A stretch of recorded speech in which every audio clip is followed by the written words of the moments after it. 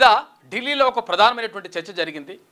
రాహుల్ గాంధీ క్లియర్గా చెప్తా ఉన్నాడు 100% అంటే దేశంలో ఈ 50% ఈ స్లాబ్ ఏదైతే ఉందో రిజర్వేషన్లకు సంబంధించి ఆ స్లాబ్ను ఎత్తేయాల్సిందే, ఆ గోడను కూలగొట్టవలసిందే అని చెప్పేసి చెప్తా ఉన్నాడు. అది ఒక మంచి పరిణామంగా చెప్పుకోవచ్చు. ఇక్కడ ముఖ్యమంత్రి రేవంత్ రెడ్డి ఈ విషయంలో ఒక రకంగా సఫలమైనట్టుగా కనిపిస్తూ ఉంది. కాకపోతే ఏంటంటే ఈ 42% రిజర్వేషన్ కూడా ఎట్టి పరిస్థితుల్లో అమలు చేసి తీరాల్సినటువంటి అవసరం మాత్రం 100% ఉంది. అయితే ముఖ్యమంత్రి పెట్టినటువంటి ప్రతిపాదన తర్వాత అక్కడ రాహుల్ గాంధీ, అక్కడ మల్లికార్జున ఖర్గే, అటు అంటే ప్రియాంక గాంధీ వీళ్ళందరినీ కూడా కలిసిండు ముఖ్యమంత్రి. అయితే ఈ నేపథ్యంలో మొత్తం మీద ఈ 50% రిజర్వేషన్ గోడ అనేటువంటి దాన్ని ఎట్టి పరిస్థితుల్లో కూలగొట్టాలి. దీన్ని ఇది ఉండడం ద్వారా పేద వర్గాలకు, అణగారిన వర్గాలకు నష్టం జరుగుతూ ఉంది. అయితే గతంలో కాంగ్రెస్ పార్టీ దీనికి సంబంధించి అంటే రిజర్వేషన్ల విషయంలో తర్వాత ఇక్కడ బడుగు బలహీన వర్గాల విషయంలో 100% విస్మరించింది. ఇది కరెక్ట్ కాదు, దాన్ని సరిదిద్దుకునేటువంటి ప్రయత్నం చేస్తామనేటువంటి మాటను ఇక్కడ రాహుల్ గాంధీ చెప్పడం నిజంగా ఒక ముందడుగు పడ్డట్టుగా చెప్పుకోవచ్చు. నిజంగా ఒకవేళ దేశవ్యాప్తంగా ఈ విషయమైనటువంటి దీనిపైన చర్చ జరిగితే నిజంగా ఇక్కడ తెలంగాణలో కులగణనకు సంబంధించి అంటే సరే ఇప్పుడు తప్పుడు రిపోర్టో ఏ రిపోర్టో కానీ మొత్తం మీద మంచిగా జరిగిందనేటువంటి మాటను చెప్తా ఉన్నారు. అయితే ముఖ్యమంత్రి రేవంత్ రెడ్డి చెప్తా ఉన్నాడు, నా దగ్గర 80 కోట్ల పేజీల దస్త్రాలు ఉన్నాయి, కులగణనకు సంబంధించి ఆ వివరాలు ఉన్నాయి, ఆ వివరాలు ప్రజల సమ్మతితోనే తీసుకున్నాయి కాబట్టి వాటిని వెల్లడిస్తాం. తర్వాత దాని ద్వారా ఎవరు కూడా అంటే దీనికి అడ్డు చెప్పేటువంటి అవకాశం ఉండదు, అంటే సుప్రీంకోర్టు కూడా జోక్యం చేసుకునేటువంటి అవకాశం ఉండదు అనేటువంటి మాట ఒక రకంగా పరోక్షంగా చెప్పడం జరిగింది. అంటే దీని ద్వారా ఏంటి అంటే సమగ్రంగా తర్వాత ఆయా కులాలకు సంబంధించినటువంటి వివరాలను కరెక్ట్గా బయట పెడితే చాలా కులాలు అంటే బీసీలకు సంబంధించి 50-60 కులాల్లో ఇప్పటి వరకు ఎలాంటి ప్రభుత్వ ఉద్యోగము చేయని కులాలు 50-60 కులాలు ఉన్నాయి. అసలు కనీసం అటెండర్ పోస్ట్ కూడా ఇవ్వని, తర్వాత కనీసం ఇక్కడ వార్డు మెంబర్ కూడా కానీ కులాలు కూడా 50-60 కులాలు ఉన్నాయి. అయితే వీటిని ఆధారంగా చేసుకొని అంటే రిజర్వేషన్ అమలు చేయొచ్చు అనేటువంటి మాటను అంటే ఒక రకంగా చెప్పడం జరిగింది. నిజంగా ఒకవేళ అది చేయగలిగితే, నిజంగా ఒకవేళ అది ప్రామాణికంగా తీసుకోగలిగితే 100% అది సాధ్యమవుతుంది. కానీ మరి ఏం చేస్తారు ఏం కథ అనేటువంటి విషయం పైన చూడాలి. తర్వాత మరి సుప్రీంకోర్టు ఎట్లా వస్తుంది, తర్వాత ఇక్కడ ఇంకెవరైనా కేసులు వేస్తారా, నిజంగా ఒకవేళ పార్లమెంట్ ఉభయ సభల్లో అటు లోక్సభలో ఇటు రాజ్యసభలో 2 సభల్లో కూడా ప్రవేశపెట్టి దాన్ని ఆమోదింపజేసుకొని ఆ తర్వాత దాన్ని తీసుకుపోయి 9th షెడ్యూల్లో పెట్టి అట్లా చేస్తారా, లేకపోతే రాష్ట్రమే క్లియర్గా ఈ కులగణన ద్వారా వచ్చినటువంటి ఏవైతే వివరాలు ఉన్నాయో ఆ వివరాల ద్వారానే మరి రిజర్వేషన్ ఇస్తారా అనేటువంటి విషయం పైన చూడాల్సి ఉంది. కానీ నిజంగా ఒక రకంగా దేశవ్యాప్తంగా ఒక ముందడుగు మాత్రం పడ్డట్టుగా కనిపిస్తూ ఉంది రాహుల్ గాంధీ ప్రకటనతోటి. ఎట్టి పరిస్థితుల్లో ఈ రిజర్వేషన్ల 50% అనేటువంటి గోడను కూలగొడతామనేటువంటి మాటను చెప్పిండు. అది నిజంగా ఒక మంచి పరిణామంగా చెప్పుకోవచ్చు. ఇక మరోవైపు ఇక భారత్కి బ్రిటన్కి మధ్య సుహృద్భావ వాతావరణం నెలకొంది. అంటే బ్రిటిష్ వాళ్ళు మనల్ని పరిపాలించారు, కాకపోతే ఇప్పుడు వాళ్ళు మనతో స్నేహం కోరుకుంటున్నారు.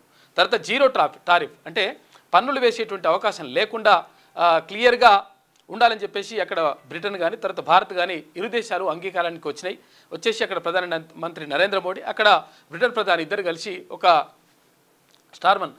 కలిసి ఒక ఒప్పందానికి కూడా వచ్చిండ్రు. అయితే ఇది ఇట్లా బ్రిటన్తోని సంబంధాలు ఇట్లా ఉంటే అమెరికా అధ్యక్షుడు ట్రంప్ చెప్తా ఉన్నాడు, ఎట్టి పరిస్థితుల్లో మన టెక్ కంపెనీల్లో అంటే ఇక్కడ ఐటీ కంపెనీలకు సంబంధించి ఎట్టి పరిస్థితుల్లో భారతీయులని ఉద్యోగులుగా తీసుకోకూడదు అని చెప్పేసి ఒక ఆదేశాలు జారీ చేస్తూ ఉన్నాడు. దాని ద్వారా మరి భారతీయులకు ఎంతవరకు నష్టం జరుగుతుంది, తర్వాత ఎంతవరకు లాభం జరుగుతుంది అనే విషయం పైన చూసుకున్నప్పుడు కొంతవరకు నష్టం జరిగేటువంటి అవకాశం కనిపిస్తున్నట్టుగా తెలుస్తూ ఉంది. అయితే నిజంగా ఇక్కడ ట్రంప్ తీసుకున్నటువంటి నిర్ణయాలు కానీ తర్వాత ఇక్కడ జరుగుతున్నటువంటి పరిణామాలు కానీ మొత్తం మీద భారత్కు వ్యతిరేకంగా నిర్ణయాలు తీసుకున్నటువంటి మాత్రం స్పష్టంగా కనిపిస్తూ ఉంది. ఇక రష్యాలో ఒక విమానం మళ్ళీ కూలిపోయింది.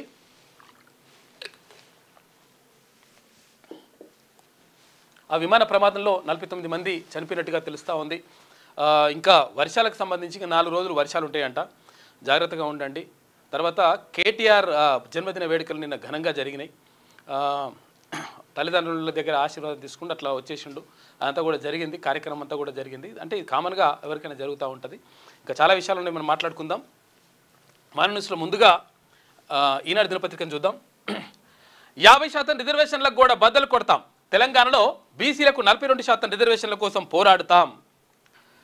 ఓబీసీల సమస్యలపై స్పందనలో కాంగ్రెస్ కొంత వెనుకబడింది. ఈ విషయంలో మనమే భారతీయ జనతా పార్టీకి అవకాశం ఇచ్చాం. కులగణన ప్రజెంటేషన్ కార్యక్రమంలో రాహుల్ గాంధీ మాట్లాడాడు. సర్వే నిర్వహణలో రేవంత్ రెడ్డి పార్టీ నాయకులు అద్భుతంగా పనిచేశారని చెప్పేసి ఆయన కితాబు కూడా ఇవ్వడం జరిగింది. రేవంత్ రెడ్డి కులగణన చేపట్టి ఆయన తన బాధ్యతను ఎంతో విజయవంతంగా నిర్వర్తించారు. ఇప్పుడు ఈ డేటాను ఉపయోగించుకొని ప్రజల జీవితాలను మార్చడమే ఆయన ముందున్న కర్తవ్యం అని లోక్సభలో ప్రతిపక్ష నేత కాంగ్రెస్ అగ్రనాయకులు రాహుల్ గాంధీ అన్నారు. తెలంగాణ ప్రభుత్వం నిర్వహించిన సామాజిక, ఆర్థిక, రాజకీయ కులగణన సర్వే వివరాలు స్థానిక సంస్థల ఎన్నికల్లో బీసీలకు 42% రిజర్వేషన్లు కల్పిస్తూ బిల్లు తీసుకురావడానికి దారితీసిన పరిస్థితులపై పార్టీ ఎంపీలకు గురువారం ప్రజెంటేషన్ ఇచ్చారు. ఇక్కడ ఏఐసిసి ప్రధాన కార్యాలయంలో నిర్వహించిన ఈ కార్యక్రమంలో రాహుల్ మాట్లాడారు. అయితే సర్వే వివరాల గురించి ముఖ్యమంత్రి రేవంత్ రెడ్డి, ఉప ముఖ్యమంత్రి మల్లు భట్టి విక్రమార్క, సీనియర్ మంత్రి ఉత్తమ్ కుమార్ రెడ్డి వివరించిన తర్వాత ఆయన పార్టీ నేతలను ఉద్దేశించి ప్రసంగించిండు. ఇది ఎట్టి పరిస్థితుల్లో 50% రిజర్వేషన్ల గోడను బద్దలు కొడతామనేటువంటి మాటను చెప్పిండు. ఇది నిజంగా ఒక మంచి పరిణామంగా చెప్పుకోవచ్చు. ఎందుకంటే కులగణన నిర్వహిస్తాం, కులగణన నిర్వహించాలి, తర్వాత ఎవరెంతో వాళ్ళ లెక్కలు తేల్చాలని చెప్పేసి అక్కడ రాహుల్ గాంధీ పదే పదే చెప్పడంతో తర్వాత కేంద్ర ప్రభుత్వం కూడా దిగొచ్చి ఒక రకంగా కులగణన చేపడతాం, జనగణనతో పాటే కులగణన కూడా చేపడతామనేటువంటి మాటకు వచ్చేసింది. ఈ నేపథ్యంలో ఒక రకంగా ముందడుగు పడ్డట్టుగా కనిపిస్తూ ఉంది. ఇప్పుడు ఈ 50% రిజర్వేషన్ సంబంధించినటువంటి గోడను కూలగొడతాం, ఎట్టి పరిస్థితుల్లో ఈ స్లాబ్ ఉండడానికి వీల్లేదు, దీని ద్వారా అణగారిన వర్గాలకు నష్టం జరుగుతున్నటువంటి మాటను చెప్పడం ద్వారా ఒక రకంగా మంచి పరిణామంగా చెప్పుకోవచ్చు. ఇక సమావేశానికి హాజరయ్యేందుకు వస్తున్న రాహుల్ గాంధీతో రేవంత్ రెడ్డి కరచాలనం. ఈ చిత్రంలో ప్రియాంక గాంధీ, మల్లికార్జున ఖర్గే వీళ్ళందరినీ కూడా ఇక్కడ చూసుకోవచ్చు. మా వద్ద 88 కోట్ల పేజీల డేటా ఉంది, 88 కోట్ల పేజీల డేటా ఉందని చెప్పేసి ముఖ్యమంత్రి అంటా ఉన్నాడు. ప్రజల సమ్మతితో సేకరించింది, అందుకే కులగణన సర్వేను ఎవరూ సవాల్ చేయలేరు. ఏఐసిసి సదస్సులో ముఖ్యమంత్రి రేవంత్ రెడ్డి మాట్లాడాడు. తెలంగాణలో నిర్వహించిన కులగణన సర్వేకు సంబంధించి రాష్ట్ర ప్రభుత్వం దగ్గర 88 కోట్ల పేజీల డేటా ఉంది. ప్రజల వ్యక్తిగత ఆమోదంతో ఇచ్చిన ఈ సమాచారం అంతా పూర్తి వాస్తవాలతో కూడుకున్నది. అందుకే దీని నిబద్ధతపై ఎవరినైనా సవాల్ చేయగలుగుతున్నా.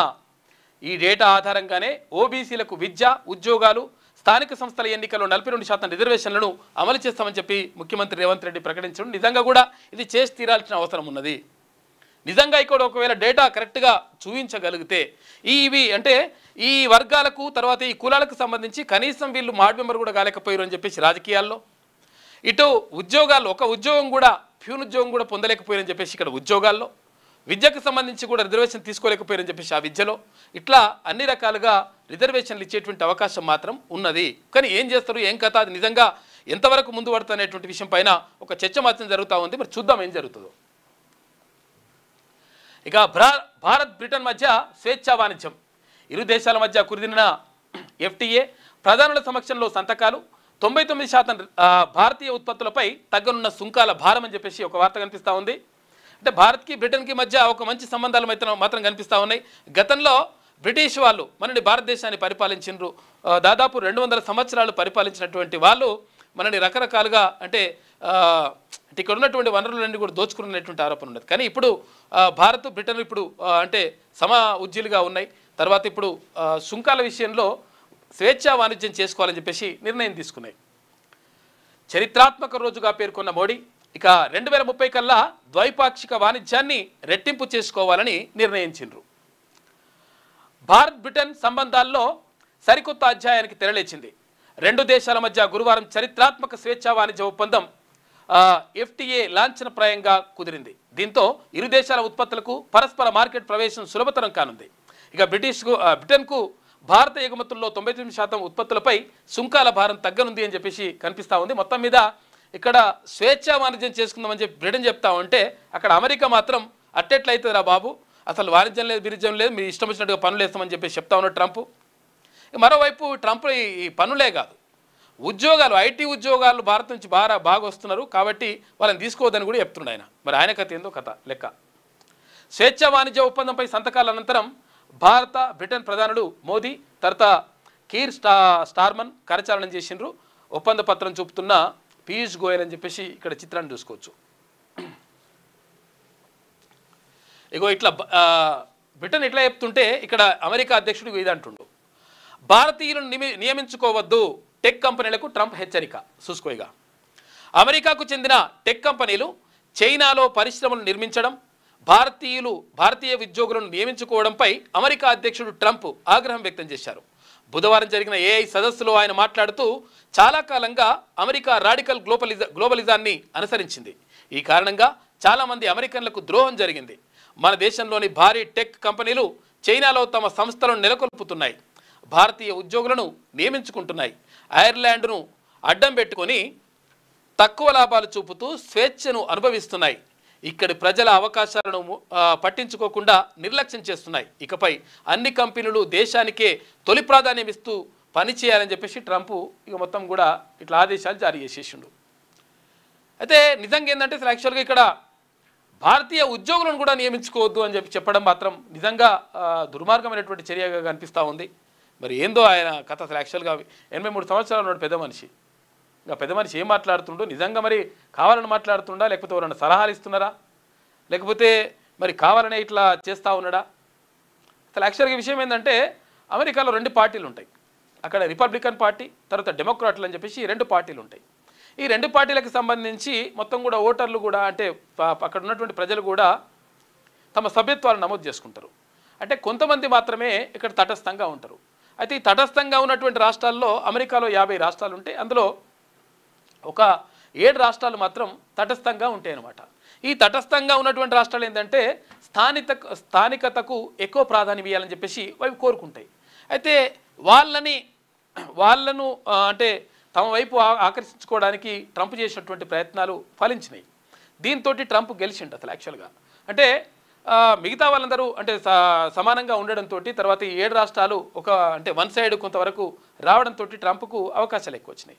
దీంతో ఏం చేస్తున్నాడు, ఎవరైతే ఆ 7 రాష్ట్రాలకు సంబంధించి ఇప్పుడు 50 రాష్ట్రాల్లో 43 రాష్ట్రాలు పక్కకు పెట్టేసిండు, కానీ ఆ 7 రాష్ట్రాల ప్రజలు ఏమనుకుంటున్నారు, ఏం కథ అని చూసి దానిపైనే నిర్ణయం తీసుకుంటుండే తప్ప ఇంకేం లేదనమాట. దీంతో మొత్తం కూడా ఇష్టం వచ్చినట్టుగా నిర్ణయాలు తీసుకోవడం, స్థానికత తర్వాత ఇవన్నీ కూడా మాట్లాడుతున్నట్టుగా కనిపిస్తూ ఉంది. మొత్తం మీద భారతీయ ఉద్యోగులని, ఇక్కడి నుంచి వచ్చినటువంటి ఉద్యోగులను కూడా తీసుకోవద్దని చెప్పడం మాత్రం ఒక దుర్మార్గమైన చర్యగా చాలామంది అంటూ ఉన్నారు. మరి ఏందో ఆయన కథ తెలియదుగా. మరో 4 రోజులు భారీ వర్షాలు ఉన్నాయంట. బంగాళాఖాతంలో అల్పపీడనం, ఈదురుగాలులు కూడా వీస్తాయని ఐఎండీ హెచ్చరిక. ముసురు వానలతో పొంగుతున్న వాగులు అని చెప్పేసి చాలా వాగులు పొంగుతూ ఉన్నాయి. వర్షాలు బాగా వస్తున్నాయి కాబట్టి లోతట్టు ప్రాంతాల్లో ఎవరైతే గోదావరి పరివాహక ప్రాంతం కానీ ఇక్కడ కృష్ణా పరివాహక ప్రాంతాల్లో ఉన్నటువంటి ఎవరైతే ఉంటారో వాళ్ళు జాగ్రత్తగా ఉండాలి.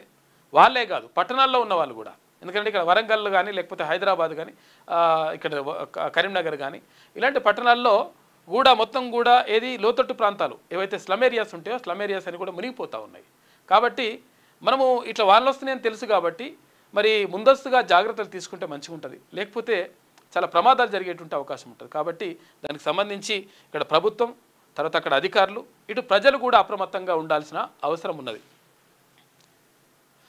రాష్ట్రంలో శుక్ర శనివారాల్లో పలు జిల్లాల్లో భారీ వర్షాలు కురుస్తాయని, మిగిలిన చోట్ల ఓ మోస్తరు వర్షాలు కురిసే అవకాశాలున్నాయని వాతావరణ శాఖ తెలిపింది. ఇక ఉత్తర బంగాళాఖాతంలో అల్పపీడనం ఏర్పడడంతో ఆ ప్రభావంతో గంటకు 30 నుంచి 40 కిలోమీటర్ల వేగంతో ఈదురుగాలులతో కూడిన వర్షాలు పడనున్నట్లు హెచ్చరించింది.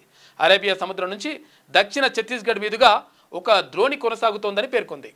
ఈ మేరకు పలు జిల్లాలకు పసుపు అంటే ఎల్లో అలర్ట్ హెచ్చరికలు జారీ చేసింది. మరోవైపు బంగాళాఖాతంలో ఏర్పడిన అల్పపీడన ప్రభావంతో హైదరాబాద్ సహా రాష్ట్ర వ్యాప్తంగా గురువారం మొత్తం ముసురు వాన కురుస్తూనే ఉంది.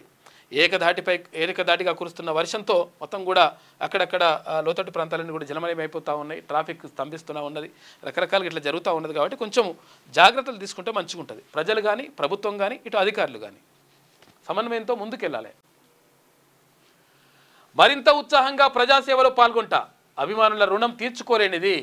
పుట్టినరోజు వేడుకల్లో కేటీ రామారావు మాట్లాడిండు. తల్లిదండ్రుల ఆశీర్వాదం తీసుకున్న మాజీ మంత్రి సీఎం రేవంత్ రెడ్డి సహా పలువురి శుభాకాంక్షలు చెప్పిరట. పుట్టినరోజు సందర్భంగా కుమారుడు కేటీఆర్ని ఆలింగనం చేసుకుంటున్న భరాసా అధినేత కేసీఆర్ అని చెప్పేసి నిన్న వాళ్ళ నాయన దగ్గరికి పోయిండు. అమ్మ దగ్గరికి నాయన దగ్గరికి పోయి అభిమానుల రుణం తీర్చుకోలేనిది పుట్టినరోజు నిన్న పోయి అక్కడ పోయి వాళ్ళ ఆశీర్వాదం తీసుకున్నాడట కేటీఆర్. అయితే ఇక్కడ ఆశీర్వాదం తీసుకుంటుంటే మరి పార్టీ వస్తుందో రాదో ఏమవుతుందో తెలియదు కానీ సీఎం అని చెప్పేసి అక్కడున్న వాళ్ళు ఉంటారు కదా కార్యకర్తలు అంటా ఉన్నారు.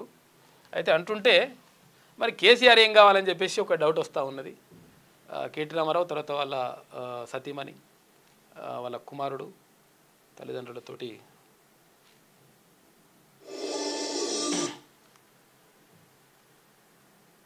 పోయి కలిసి వచ్చిండట. కానీ కల్వకుంట్ల కవిత మాత్రం ఆమె కలవలేదు. కల్వకుంట ఏది సోషల్ మీడియాలో శుభాకాంక్షలు చెప్పిందంట. అన్నా నీకు హ్యాపీ బర్త్డే అని చెప్పిందంట ఆమె Kalvakuntla Kavitha. కేటీఆర్కు happy birthday belated. ఇక మరో 4 రోజులు వర్షాలు ఉన్నాయి. చెస్ ప్రపంచ కప్ ఫైనల్లో హంపి ఇక గ్రాండ్ మాస్టర్ కోనేరు హంపి మరో ఘనత సాధించింది. ప్రతిష్టాత్మక ఫిడే మహిళల చెస్ ప్రపంచ కప్లో ఈ తెలుగు అమ్మాయి ఫైనల్కు దూసుకెళ్ళింది. గురువారం సెమీఫైనల్ ట్రై బ్రేక్లో ఆమె 5-3తో చైనా క్రీడాకారిణి లీ టింగ్జీని ఓడించిందంట. టైటిల్ కోసం హంపి భారత్కే చెందిన దివ్యా ముఖేష్తో తలపడడంతో ఈసారి చెస్ ప్రపంచ కప్ మన దేశానికి సొంతంగా ఉందంట. ఇద్దరు మన దేశ పోలే ఉన్నారు కాబట్టి ఆటోమేటిక్గా హంపికి వచ్చినా లేకపోతే దివ్యా దేశ్ముఖ్కి వచ్చినా కానీ ఇద్దరికి ఎవరికి వచ్చినా కానీ మనోళ్ళకే వస్తుంది. ఇక రష్యాలో ఘోర విమాన ప్రమాదం. 49 మందితో వెళ్తూ అడవిలో కుప్పకూలిన లోహ విమానం అంట. అందరూ దుర్మరణం పాపం చనిపోయారంట. అందరూ చనిపోయారంట. 49 మంది ఉంటే 49 మంది చనిపోయారు. ఈ మధ్యలో ఈ విమాన ప్రమాదాలు ఎక్కువ జరుగుతూ ఉన్నాయి. అసలు యాక్చువల్గా ఈ విమాన ప్రమాదాలే జరగకపోతుండే. అంటే చాలా అరుదుగా చూస్తుండే మనం. ఎన్నో ఒక దగ్గర ప్రపంచ దేశాల్లో వేరే దేశాలలో ఏదైనా ఒక చోట అట్లా ఎప్పుడన్నా ఒకసారి అనిపిస్తుండే. ఈ మధ్యలో రెగ్యులర్గా జరుగుతున్నాయి. ఇదేందో కథ. ఇక మరో చిచ్చు థాయిలాండ్ కాంబోడియా ఘర్షణ. ఇక దేశాల మధ్యలో పరిశాన్ ఉండే లెక్కలు. చిన్న దేశాల మధ్యలో కూడా వీళ్ళు కూడా కొట్టుకుంటారట. సరిహద్దుల్లో పరస్పరం దాడులు. ఇక థాయిలో 11 మంది మృతి 28 మందికి గాయాలైనాయి. స్థానిక స్థావరాలపై వైమానిక దాడులు చేసిన థాయ్. చూసుకో థాయిలాండ్ తర్వాత ఇక్కడ కంబోడియా వీళ్ళు కూడా యుద్ధం చేసుకుంటారంట. అక్కడ రష్యా ఉక్రెయిన్, ఇక్కడ భారత్ పాకిస్తాన్, ఇట్లా అన్ని దేశాలంటే అక్కడ ఇజ్రాయెల్ తర్వాత ఇరాన్, ఇట్లా పలు దేశాలు ఒక దేశం మీద ఒక దేశం కొట్టుకుంటున్నాయి. మొత్తం మీద యుద్ధం జరుపుకుంటా ఉన్నాయి. ఇండియన్స్కు జాబ్స్ ఇవ్వద్దని అంటున్నాడు ట్రంప్. అమెరికా అధ్యక్షుడు అమెరికన్లకే ప్రాధాన్యం ఇవ్వండి. గూగుల్ మైక్రోసాఫ్ట్ కంపెనీలకు ట్రంప్ ఆదేశాలు జారీ చేసిండు. గూగుల్ మైక్రోసాఫ్ట్ వంటి టెక్ కంపెనీలు ఇండియన్స్కు జాబ్ ఇవ్వడం మానుకోవాలని, అదే సమయంలో అమెరికన్లకు ప్రాధాన్యం ఇవ్వాలని అమెరికా అధ్యక్షుడు డొనాల్డ్ ట్రంప్ హెచ్చరించారు. బుధవారం వాషింగ్టన్లో జరిగిన ఏఐ సదస్సులో ట్రంప్ మాట్లాడారు. అమెరికా కంపెనీలు చైనా కంపెనీలు పెడుతున్నాయని అక్కడ ఇండియన్స్కు ఉద్యోగాలు ఇస్తున్నారన్నారు. ఇక అవన్నీ బంద్ పెట్టాలన్నారు. టెక్ కంపెనీలు గ్లోబలిస్ట్ మనస్తత్వాన్ని వీడి దేశభక్తిని ప్రదర్శించాలన్నారు. టెక్ కంపెనీలు అమెరికన్లను నిర్లక్ష్యం చేస్తే ఊరుకునేది లేదని హెచ్చరించారు. అమెరికాను మొదటి స్థానంలో ఉంచండి, అదే మేము కోరేది అని ఐటీ కంపెనీలకు ట్రంప్ నిన్న స్పష్టం చేసేట. ఈయన ఏందో మన కథ. అసలు యాక్చువల్గా భారతీయులకు ఉద్యోగాలు ఇవ్వద్దు, అట్లా ఇవ్వద్దు, వీళ్ళకు ట్రంప్ అదేంది అవ్వేస్తాం, టారిఫ్లు వేస్తాం, ఇట్లా రకరకాలుగా చెప్తున్నాడు ఆయన. బీసీ కోటా కోసం పార్లమెంట్లో కొట్లాడతాం. రాష్ట్ర ప్రభుత్వం బిల్లును పంపితే బీజేపీ అడ్డుకుంటున్నది. 50% రిజర్వేషన్ల క్యాప్ను తొలగించాల్సిందే అని చెప్పేసి రాహుల్ గాంధీ మాట్లాడాడు. తెలంగాణలోని కులగణన దేశానికి మైలురాయి. నా అంచనాలకు మించి సర్వేను సీఎం రేవంత్ టీం పూర్తి చేసింది. 21వ శతాబ్దపు పవర్ఫుల్ డేటా తెలంగాణ సొంతం. ఈ డేటాతో అన్ని వర్గాలకు న్యాయం అని చెప్పేసి అంటా ఉన్నారు. సరే పవర్ఫుల్ డేటానా ఏ డేటానో కానీ మొత్తం మీద అదైతే కంప్లీట్ చేయండి మీరు. బీసీ ఎస్సీ ఎస్టీల పిల్లలకు ఇంగ్లీష్ను దూరం చేసే కుట్ర. బీజేపీ నేతల పిల్లలకేమో ఇంగ్లీష్ మీడియం చదువులా. బడుగు బలహీన వర్గాలు బాగుపడితే బీజేపీకి నచ్చదని ఫైర్ అయ్యిండు అక్కడ రాహుల్ గాంధీ. తెలంగాణ కులగణనపై ఏఐసిసి ఆఫీసులో నిన్న ప్రజెంటేషన్ ఇచ్చిండు రాహుల్ గాంధీ.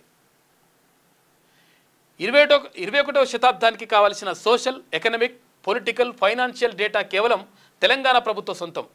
కులగణన సర్వేతోనే ఇది సాధ్యమైంది. ఈ డేటాతో గ్రామీణ, జిల్లా స్థాయిలో అభివృద్ధి ఫలాలు అందించవచ్చు. ఇది తెలంగాణ ప్రజల జీవితాల్లో మార్పు తెస్తుందని చెప్పేసి ఇక్కడ రాహుల్ గాంధీ మాట్లాడిండు. తెలంగాణలోని కాంగ్రెస్ ప్రభుత్వం నిర్వహించిన కులగణన దేశంలోని సామాజిక న్యాయానికి మైలురాయని మైల్ లాంటిదని లోక్సభ ప్రతిపక్ష నేత రాహుల్ గాంధీ అన్నారు. కులగణనను అంచనాలకు మించి సీఎం రేవంత్ రెడ్డి ఆయన టీం సమర్థంగా పూర్తి చేసింది అని ప్రశంసించారు. దేశవ్యాప్తంగా నిర్వహించే కులగణనను తెలంగాణ విధానంలో జరపాలని ఆయన డిమాండ్ చేశారు. ఇది మాత్రం కరెక్ట్ కాదేమో చూడువి.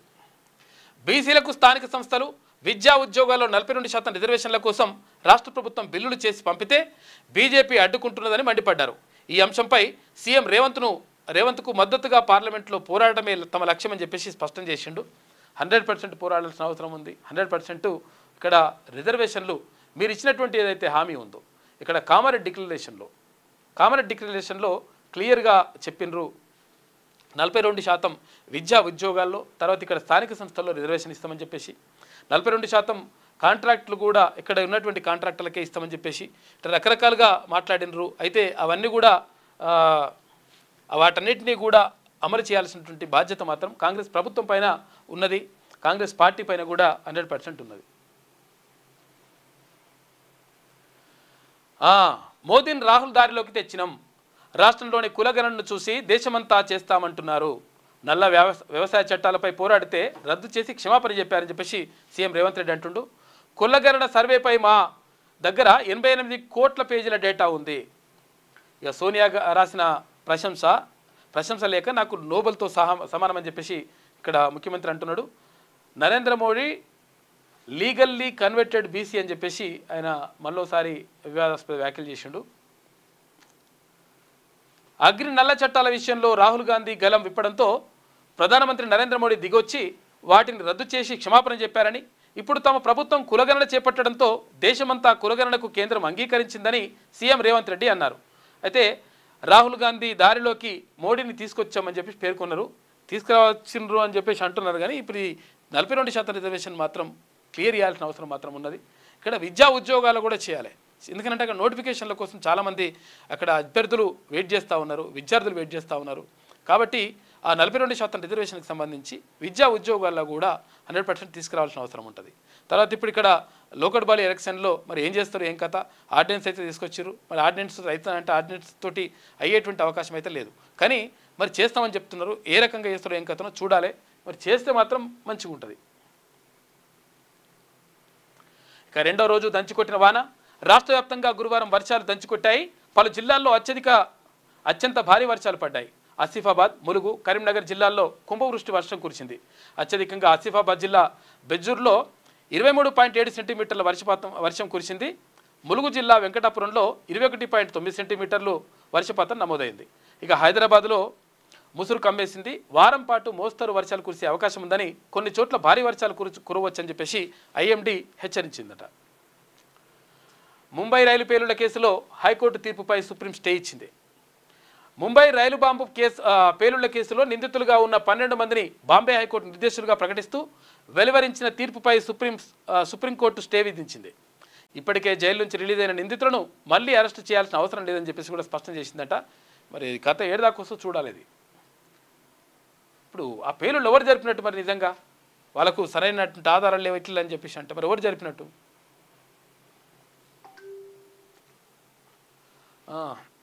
5 ఏళ్లలోపు పిల్లల్లో ఎదుగుదల లోపం కనిపిస్తూ ఉందంట. దేశంలో తెలంగాణ 2వ స్థానంలో ఉన్నట్టు కేంద్రం రిపోర్ట్ ఇచ్చింది. 5 ఏళ్లలో పిల్లలు ఎవరైతే ఉంటారో వాళ్ళకు ఎదుగుదల సరిగా లేదంట. ఎందుకంటే పోషకాహార లోపం కనిపిస్తున్నట్టుగా తెలుస్తూ ఉంది. ఇది దేశంలో 2వ స్థానంలో ఉన్నట్టు చాలా దారుణమైనటువంటి పరిస్థితిలో ఉన్నట్టుగా లెక్క. అంటే పోషకాలు సరిగా అందతలేమని చెప్పేసి అంటున్నారు. మరి ఏందో చూడాలి. ఇది అంగన్వాడీల్లో స్పెషల్ డ్రైవ్కు రాష్ట్ర సర్కార్ నిర్ణయించింది. ఎందుకంటే సీతక్క అయితే కొంతవరకు ఈ గుడ్డు పెట్టాలి, తర్వాత ఇవి పెట్టాలి, అవి పెట్టాలి పిల్లలకి అని చెప్పేసి చెప్తా ఉన్నది. కొన్ని అయితే తీసుకుంటారు. మరి అంటే దాని ద్వారా కొంతవరకు మెరుగయ్యేటువంటి అవకాశం మాత్రం కనిపిస్తుంది. తక్కువ ఎత్తు, తక్కువ బరువు, రక్తహీనతతో బాధపడుతున్న పిల్లలను గుర్తించాలని అధికారులకు ఆదేశం. ఇక రెండో దశలో 14 ఏళ్లలోపు పిల్లల గుర్తింపు, బాధిత చిన్నారులకు అవసరమైన సప్లిమెంట్స్ ఫ్రీగా అందించనున్న ప్రభుత్వం. పిల్లలకు కండ్లు, తర్వాత ఈఎన్టీ పరీక్షలతో పాటు ఉచితంగా ట్రీట్మెంట్ కూడా ఇవ్వాలని చెప్పేసి ప్రభుత్వం నిర్ణయించిందట. మరి ఎదుగుదల లోపం కనిపిస్తుందట. రాష్ట్రంలో 5 ఏళ్లలోపు పిల్లల్లో ఎదుగుదల లోపం ఎక్కువగా ఉన్నదని కేంద్ర ప్రభుత్వం రిపోర్ట్ ఇచ్చింది. దీనికి తోడు తక్కువ బరువు, రక్తహీనత వంటి సమస్యలతో బాధపడుతున్నట్టు తెలిపింది. ఈ నేపథ్యంలో పిల్లల్లో పౌష్టికాహార లోపంపై రాష్ట్ర ప్రభుత్వం సీరియస్గా దృష్టి పెట్టింది. రాష్ట్ర వ్యాప్తంగా అన్ని అంగన్వాడీ కేంద్రాల్లో స్పెషల్ డ్రైవ్ చేపట్టాలని నిర్ణయించింది. తక్కువ ఎత్తు, తక్కువ బరువు, రక్తహీనతతో బాధపడుతున్న పిల్లలను గుర్తించాలని అధికారులను ఆదేశించింది. ఇక పిల్లల్లో పోషకాహార లోపాన్ని అధిగమించేందుకు ఇప్పటికే మహిళా శిశు సంక్షేమ శాఖ కృషి చేస్తుండగా ఈ డ్రైవ్ త్వరగా తర్వాత ఎదుగుదల లోపం ఉన్న పిల్లల కోసం ప్రత్యేక కార్యక్రమాలు చేపట్టున్నట్లుగా కూడా చెప్తా ఉన్నారు. నిజంగా కూడా వీళ్ళ కోసం 100% చేయాలి. రావును కానీ ఇవాళ నిన్న యాక్చువల్గా నిన్న ఈ షూస్ పంపిణీ ఉంది కదా, షూస్ పంపిణీ కార్యక్రమం బొమ్మలరామారం మండలం తర్వాత అక్కడ మూటకొండూరు ఈ 2 మండలాల్లో నిన్న షూస్ పంపిణీ కార్యక్రమం జరిగింది. తీన్మాన్ మల్లున్న ఎమ్మెల్సీ తీన్మాన్ మల్లున్న కుమార్తె ఇవాళ బర్త్డే షాకే పటేల్ది. 7వ జన్మదినం జరుపుకుంటా ఉంది పెద్ద పాప. ఆమెకు జన్మదిన శుభాకాంక్షలు. ఎందుకంటే నిజంగా కూడా చాలా మంచి మనస్తత్వం ఆమెది. అంటే ఆమె మనసుకు తగ్గట్టుగానే తీన్మాన్ మల్లన్న కూడా ఎప్పుడు కూడా చాలా ప్రేమగా చూసుకుంటూ ఉంటాడు. తర్వాత చూసుకోవడంతో పాటు ఆమె అంటే పేరుతోటి సేవా కార్యక్రమాలు కూడా చేయాలని చెప్పేసి ఒక మంచి నిర్ణయం తీసుకున్నాడు. ఎందుకంటే పేద పిల్లలకు చాలామంది కూడా స్కూల్కు అంటే ప్రభుత్వ పాఠశాలలో చదివేటువంటి పిల్లలు షూస్ లేకుండా చాలా ఇబ్బందులు పడుతూ ఉంటారు. రకరకాల చెప్పులు వేస్తూ ఉంటారు. టీచర్లు చెప్తున్నారు అక్కడ. అంటే ఎక్కడికి వెళ్ళినా కానీ వాళ్ళు చెప్తా ఉన్నారు. అంటే పిల్లలు రకరకాల చెప్పులు వేస్తూ ఉంటారు, తర్వాత రకరకాలుగా ఇబ్బంది పడుతుంటారు. కాబట్టి షూస్ వేసుకోవడం అనేటువంటిది ఉంటే బాగుంటుంది అని చెప్పేసి అనుకున్నాము. కానీ తీన్మాన్ మల్లన్న ఈ నిర్ణయం తీసుకున్నాడు. ఆలేరు నియోజకవర్గంలో అన్ని మండలాలు ఇప్పుడు 4 మండలాల్లో పంపిణీ పూర్తయింది. ఇంకా 4 మండలాలు ఉన్నాయి. ఎందుకంటే అక్కడ నుంచి లోడ్ రావడానికి అంటే వాళ్ళ దగ్గర స్టాక్ లేదంట బాటా కంపెనీ దగ్గర. దాంతో అది రాలేదు. అవన్నీ కూడా ఇంకా 4 మండలాలు ఉన్నాయి. ఆ 4 మండలాలు కూడా కంప్లీట్ చేస్తారు. అయితే ఇవాళ షాకే పటేల్ బర్త్డే, పాపది 7వ జన్మదినం. ఈ సందర్భంగా షూస్ పంపిణీ కార్యక్రమం నిన్న బొమ్మలరామారంలో తర్వాత అక్కడ మోటకొండూరులో నిన్న జరిగింది. మొత్తం కూడా పిల్లలు చాలా సంతోషం వ్యక్తం చేస్తున్నారు. తర్వాత అక్కడ టీచర్లు కూడా అంటా ఉన్నారు ఒక మంచి కార్యక్రమం తీసుకున్నారు ఎమ్మెల్సీ తీన్మాన్ మల్లన్న అని చెప్పేసి అంటా ఉన్నారు. నిజంగా కూడా ఇవాళ అంటే షాకే పటేల్కి పాపకి అందరి అంటే ఆశీర్వాదం ఉండాలని చెప్పేసి కోరుకుందాం. భగవంతుడు ఆమెని ఆరోగ్యాలతో 100 సంవత్సరాలు ఆమెకు ఆరోగ్యాలు మంచిగా ఇవ్వాలని చెప్పేసి మనస్ఫూర్తిగా కోరుకుందాం. అప్పుడప్పుడు అదే అన్నతో ఫోన్లో మాట్లాడుతుంది కదా, మనం మార్నింగ్ న్యూస్కి వస్తుంటే ఆమె ఫోన్ చేస్తుంది, వీడియో కాల్ చేసి చేస్తుంటుంది అనమాట. ఇవాళ బర్త్డే పాపది. సాగర్ నుంచి ఏపీ నీటి తరలింపు అంట. కృష్ణా బోర్డు అనుమతి లేకుండానే కుడి కాలువకు నీళ్లు. వాటర్ రిలీజ్ ఆర్డర్ లేకుండా ఏకపక్షంగా విడుదల. పోతిరెడ్డిపాడు నుంచి నీటి విడుదల పెంపు. కృష్ణా బోర్డుకు తెలంగాణ ఫిర్యాదు. ప్రాజెక్టుల్లోకి వరద రావడమే ఆలస్యం అన్నట్టుగా ఏపీ జలదోపిడికి పాల్పడుతుందట. ఇట్లా వచ్చినాయంటే అట్లా తీసుకొని పోతుంది, కథం చేసి పడేస్తారు నీళ్ళు. ఏది పోతిరెడ్డిపాడు ఏడికెళ్ళి తీసుకుపోతారా నీళ్ళు అంటే మొత్తం కుండ నిండినాక తీసుకుపోతా అని చెప్పిండ్రు. కుండ నిండినాక తీసుకుపోతా అని చెప్పేసి ఏమవుతుంది, అతను యాక్చువల్గా పోతిరెడ్డిపాడు తీసుకోవాల్సినటువంటి నీళ్ళు ఎట్లా తీసుకోవాలి, ఇట్లా కుంటే ఈ కుండ నిండినాక ఇట్లా పైనుంచి తీసుకొని పోవాలి. కానీ ఏం చేస్తారంటే ఇప్పుడు అసలు యాక్చువల్ వరద జలాలు ఇట్లా రాగానే ఇట్లా పోస్తుండగానే ఇటు నుంచి పొక్క పెట్టుకొని నీళ్ళు తీసుకొని పోతున్నారు. ఇది పోతిరెడ్డిపాడు. తర్వాత ఇప్పుడు ఇంకా బనకచెర్ల కడతా అని చెప్తున్నారు. అది కూడా మిగులు జలాలు ఏమైనా ఉంటే ఆ మిగులు జలాలతో చేసుకుంటా అని చెప్తున్నారు. కానీ మళ్ళీ ఇక్కడ నుంచి మళ్ళీ కథం చేసే కార్యక్రమం నడుస్తుంది. కాబట్టి ఇది తెలంగాణకు అన్యాయం జరుగుతుందని చెప్పేసి వెలుగు దినపత్రిక రెగ్యులర్గా కథనాలు వేస్తూ ఉంది. ప్రాజెక్టుల్లోకి వరద రావడమే ఆలస్యం అన్నట్టుగా ఏపీ జలదోపిడికి పాల్పడుతుంది. ఇప్పటికే శ్రీశైలం నుంచి పోతిరెడ్డిపాడు ద్వారా అనధికారికంగా నీటిని తరలించుకుపోతున్న పొరుగు రాష్ట్రం ఇప్పుడు సాగర్ నుంచి కూడా అదే పని చేస్తుంది. ఇక నాగార్జున సాగర్ నుంచి కూడా కథం చేస్తున్నారు నీళ్లు. కృష్ణా బోర్డు అనుమతి లేకుండానే శ్రీశైలం నుంచి నీటిని రాయలసీమకు తన్నుకుపోతున్న ఏపీ గురువారం నాగార్జున సాగర్ కురికాలువ 7 గేట్లు తెరిచింది. ఇక ప్రస్తుతం 500 క్యూసెక్కుల నీటిని దిగువతకు తీసుకుపోతున్న 1-2 రోజుల్లో 5000 క్యూసెక్కులకు పెంచేలా ఏర్పాట్లు కూడా చేసుకుంటుందట. చూసినా దొంగతనంగా నీళ్ళు ఎత్తుకపోతున్నారు. అందుకనే నేను బనకచెర్ల కడతాం పినకచెర్ల కడతాం ఎందుకు అనుకుంటారంటే ఈ బనకచెర్ల కడితే ఏమని చెప్తున్నారు, బనకచెర్లు ఎందుకు కడతారంట అంటే గోదావరి నదిలో ఉన్నటువంటి మిగులు జలాలు ఎక్కువై బరిపోతాయి కదా, ఆ వేస్ట్ అయిపోతున్న నీళ్లు సముద్రంలోకి ఎందుకు పోవాలి, మేము తీసుకుపోతాము. అది కూడా ఎట్లా తీసుకుపోతారంట, గోదావరి నుంచి కృష్ణానదిలో వాళ్ళు నీళ్లు కలిపి ఆ కృష్ణానది నుంచి మేము రాయలసీమకి ఎత్తిపోస్తాము, అక్కడ తీసుకుపోతామని చెప్తున్నారు. కానీ విషయం ఏంటంటే ఈ కృష్ణా జిల్లాలను కూడా కథం చేసే కార్యక్రమం అది. ఇటు గోదావరికి కథం చేసేది, ఇక్కడ కృష్ణాకి కథం చేసేది. కాబట్టి దీనిపైన రాష్ట్ర ప్రభుత్వం ఖచ్చితత్వంతో ఉండాలి. 100% దాన్ని అడ్డుకోవాల్సిన అవసరం మాత్రం 1000% ఉన్నది. గురువారం నాగార్జున సాగర్ కుడి కాలువ గేట్లు తెరవడంతో కిందికి వెళ్తున్న నీళ్లు, ఈ గేట్లు తెరుస్తూ తీసుకొని పోతున్నారు నీళ్లు. కాబట్టి అధికారులు కూడా చూసుకోవాలి, దీని మీద దృష్టి పెట్టాలి. ఇక బ్రిటన్ ఇండియా మధ్య ఫ్రీ ట్రేడ్ అగ్రిమెంట్ అంట. ఒప్పందంపై ఇరు దేశాల ప్రధానులు సమక్షంలో సంతకాలు చేసుకున్నారు. ఇండియా నుంచి ఎగుమతి అయ్యే 99% ఉత్పత్తులపై జీరో టారిఫ్ ఉంటుందంట. 2030 నాటికి ఏటా $120 బిలియన్ వాణిజ్యమే లక్ష్యంగా ముందుకెళ్తా ఉన్నారు. ఇండియా బ్రిటన్ మధ్య ఫ్రీ ట్రేడ్ అగ్రిమెంట్ కుదిరింది. ప్రధాని నరేంద్ర మోడీ, బ్రిటన్ ప్రధాని కీర్ స్టార్మర్ సమక్షంలో ఇరు దేశాల వాణిజ్య శాఖ మంత్రులు ఈ ఒప్పందంపై సంతకాలు చేశారు. ఇండియా, యూకే మధ్య ద్వైపాక్షిక సంబంధాలు బలోపేతం చేయడంతో పాటు ఇరు దేశాల మధ్య 2030 నాటికి ప్రతి ఏటా $34 బిలియన్ ట్రేడ్ డీల్స్ జరిగేలా లక్ష్యంగా పెట్టుకున్నారట. కాగా ఫ్రీ ట్రేడ్ అగ్రిమెంట్ అంశంపై బోరిస్ జాన్సన్ ప్రధానిగా ఉన్నప్పటి నుంచి ఇరు దేశాల మధ్య చర్చ కొనసాగుతున్నాయి. అయితే సుమారు 3 ఏళ్ల తర్వాత ఇండియా, బ్రిటన్ మధ్య అగ్రిమెంట్ కుదిరింది. ఒప్పందంలో భాగంగా ఇండియా నుంచి ఎగుమతి అయ్యే 99% ఉత్పత్తులకు జీరో టారిఫ్ అంట. అక్కడ ఇక టారిఫ్ వేయరు, అంటే అక్కడ పన్ను వేయరంట, వర్తిస్తుందని ఇరు దేశాల ప్రధానులు కూడా ప్రకటించుకున్నారు. ఒక మంచి పరిణామం ఇది. ఎగుమతులు దిగుమతులు ఇక ఫ్రీగా అయిపోతాయి. దీనివల్ల ఎక్కువ పనులు లేకుండా అయిపోతే ఏమవుతుందంటే మన వస్తువులు ఈజీగా అమ్ముకోవడానికి అవకాశం ఉంటుంది. మరోసారి సెక్రటేరియట్లో ఊడిపడిన పెచ్చులట. సెక్రటేరియట్ మంచిగా అద్భుతంగా కట్టినాడు కూడా, మరి ఇదివరకు ఒకసారి పడ్డాయి, ఇప్పుడు మళ్ళీ వాడుతున్నాయి. మరి ఏందో కథ అది. సీఎం మంత్రుల కాన్వాయ్ వెళ్ళే మార్గంలో సిమెంట్ పెచ్చులు పడాయట. ఎన్ని ఏళ్ళ కట్టి, ఇది 100 ఏళ్ళు అవుతుందా భరత్? 100 ఏళ్ళు ఆయన సెక్రటేరియట్ కట్టి వీడికి వచ్చింది అన్నాడు కథ. అది 3-4 ఏళ్ళు కూడా కాలేదు అది పూర్తయి. మరి 3-4 ఏళ్ళు కాకముందుకే కథ అంతా నడుస్తూ ఉంది ఇట్లా. మరి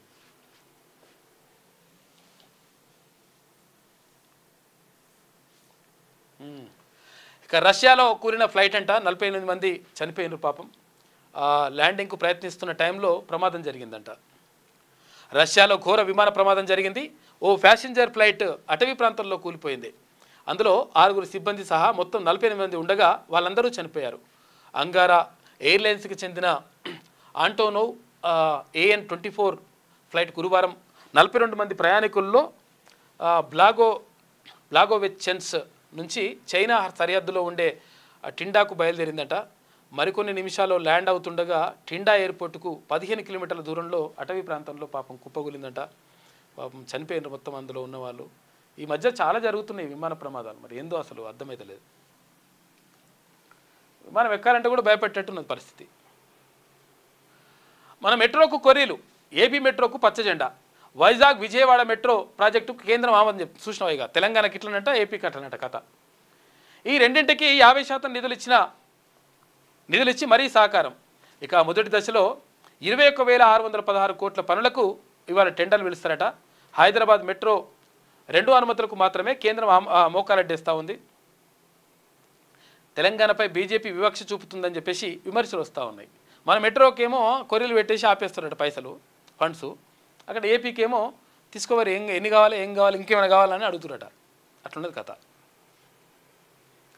హైదరాబాద్ మెట్రో 2 అనుమతులను రకరకాల కొర్రీలతో అడ్డుకుంటున్న కేంద్ర సర్కార్ ఏపీలో మాత్రం ఒకేసారి వైజాగ్ విజయవాడ మెట్రో ప్రాజెక్టులకు పర్మిషన్లు ఇచ్చింది. 50% నిధులు కూడా ఇచ్చేందుకు సిద్ధమైంది. ఈ 2 ప్రాజెక్టులకు కేంద్ర రాష్ట్ర ప్రభుత్వాలు చెరో సగం నిధులను భరించనున్నారు. అయితే మరోవైపు హైదరాబాద్ మెట్రోకు అనుమతిస్తే కేంద్రం భరించాల్సింది కేవలం 18% నిధులు మాత్రమే. కానీ ఆ మాత్రం కూడా ఇవ్వడం ఇష్టం లేకే ఫైల్ పక్కన పెడుతోందనేటువంటి విమర్శలు కూడా వస్తున్నాయి. కాగా వైజాగ్ విజయవాడలో మెట్రో ప్రాజెక్టుల నిర్మాణానికి శుక్రవారం టెండర్లు పిలువనున్నారు. మొదటి దశలో 21,616 కోట్ల రూపాయల పనులకు టెండర్లు ఆహ్వానిస్తున్నట. మనకేమో కొర్రీలు పెడుతున్నట, వాళ్ళకేమో ఇచ్చేస్తున్నట కథ. ఇట్లున్నది లెక్క. ఇక తీర్మానం చూసుకుంటే, హలో సార్ రోడ్ ఇక్కడ ఉంది, మీరు చెరువులో నడుస్తున్నారని చెప్తున్నాను. చెరువు ఏందో రోడ్డు ఏందో కూడా అర్థమవుతలేదు అంటే అట్లుంది. ఎందుకనంటే ఇట్లా కావడానికి కారణం ఏంటి అంటే హైదరాబాద్లో ఉన్నటువంటి 200 చెరువులు, హైదరాబాద్ పరిసర ప్రాంతాల్లో ఉన్న 200 చెరువులు కథం చేసి అక్కడ రియల్ ఎస్టేట్ వ్యాపారం చేసి అందులో ఇల్లు కట్టిండ్రు. ఇప్పుడు ఇల్లు కడితే ఏమవుతుందంటే చెరువు ఏడుందో ఇల్లు ఏడున్నాయో అర్థం కాని పరిస్థితి. ఎందుకంటే చెరువులో ఇల్లు ఉండడంతో ఆటోమేటిక్గా చెరువులకు నీళ్ళు పోతాయి కాబట్టి ఇళ్ళలోకి పోతున్నాయి. ఇప్పుడు అవి చెరువులోకి పోవాల్సిన నీళ్ళు ఇళ్ళలోకి పోతున్నాయి. మొత్తం కనిపించకుండా అయిపోయినాయట చెరువులు. అందుకని ఇక్కడ మీరు చెరువులు నడుస్తున్నారు, ఇక్కడ రోడ్డు ఉందని చెప్తున్నట్టు ఒక ఆయన. అట్లున్నది కార్టూన్. ఇది వెలుగులో ఉన్నటువంటి ప్రధాన కథనాలు. అయితే ఒక్కసారి ఆంధ్రజ్యోతి చూద్దాం.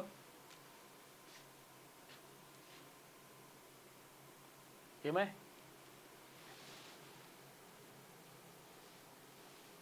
రైట్, ఇదేం తీర్పు? వివేకాన్ని ఉపయోగించారా? న్యాయ విచక్షణాధికారాన్ని తీవ్రంగా దుర్వినియోగం చేశారు. కుట్ర, హత్యకు సంబంధించిన కేసును హైకోర్టు జడ్జి చూడాల్సింది ఇలాగేనా? నటుడు దర్శన్కు కర్ణాటక హైకోర్టు బెయిల్ ఇవ్వడంపై సుప్రీంకోర్టు ఆగ్రహం వ్యక్తం చేసిందట. ఇష్టం వచ్చినట్టుగా ఎట్లేస్తారు హైకోర్టులల్లా అని చెప్పేసి సుప్రీంకోర్టు అడుచుకున్నదంట.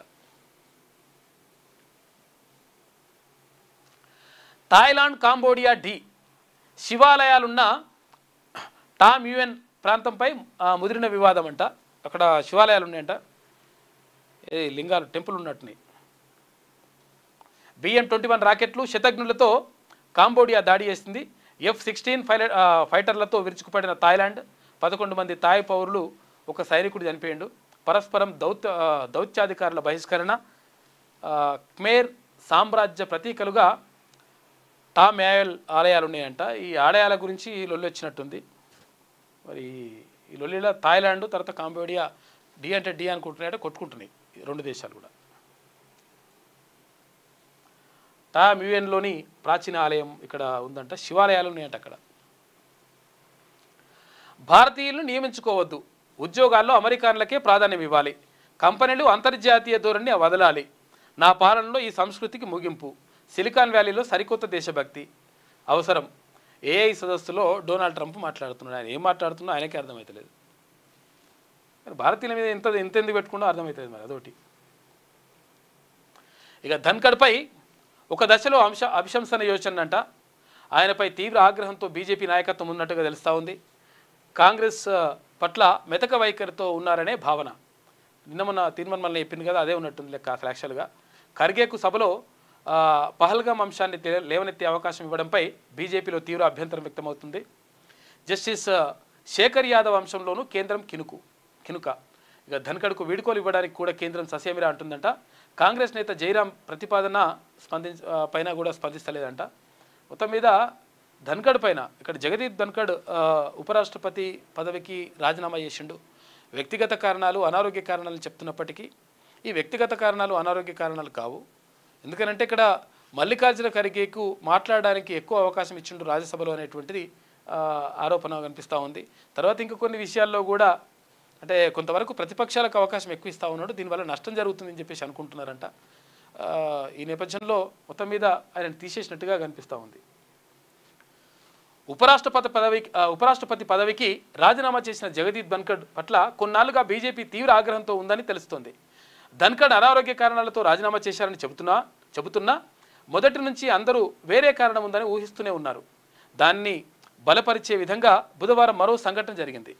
మాజీ ఉపరాష్ట్రపతి రాజ్యసభ గౌరవప్రదమైనటువంటి వీడుకోలు ఇవ్వాలని పార్లమెంట్లో సభా వ్యవహారాల సలహా సంఘం సమావేశంలో కాంగ్రెస్ నేత జైరాం రమేష్ ప్రతిపాదించినట. గురువారం జరిగే తమిళనాడు ఎంపీల వీడుకోలు కార్యక్రమంలో ఆయన పేరు కూడా చేర్చాలని కోరిరట. అయితే బీజేపీ మౌనం వహించింది. ఇతర పార్టీలు కూడా ఎందుకో జైరాం ప్రతిపాదనకు మద్దతు తెలపలేదు. దాంతో ధన్కడ్ వీడుకోలు లేకుండానే ఇంటికి వెళ్లాల్సి వచ్చింది. గతేడాది నుంచే బీజేపీకి ఆయన మధ్య ఎడం పెరిగినట్లు సమాచారం. పైగా న్యాయ వ్యవస్థపై ఆయన కొద్ది నెలలుగా తీవ్రస్థాయిలో విరుచుపడుతున్నారు. జస్టిస్ వర్మ వ్యవహారంలోనూ న్యాయ వ్యవస్థపై కీలక ప్రశ్నలు సంధించారు.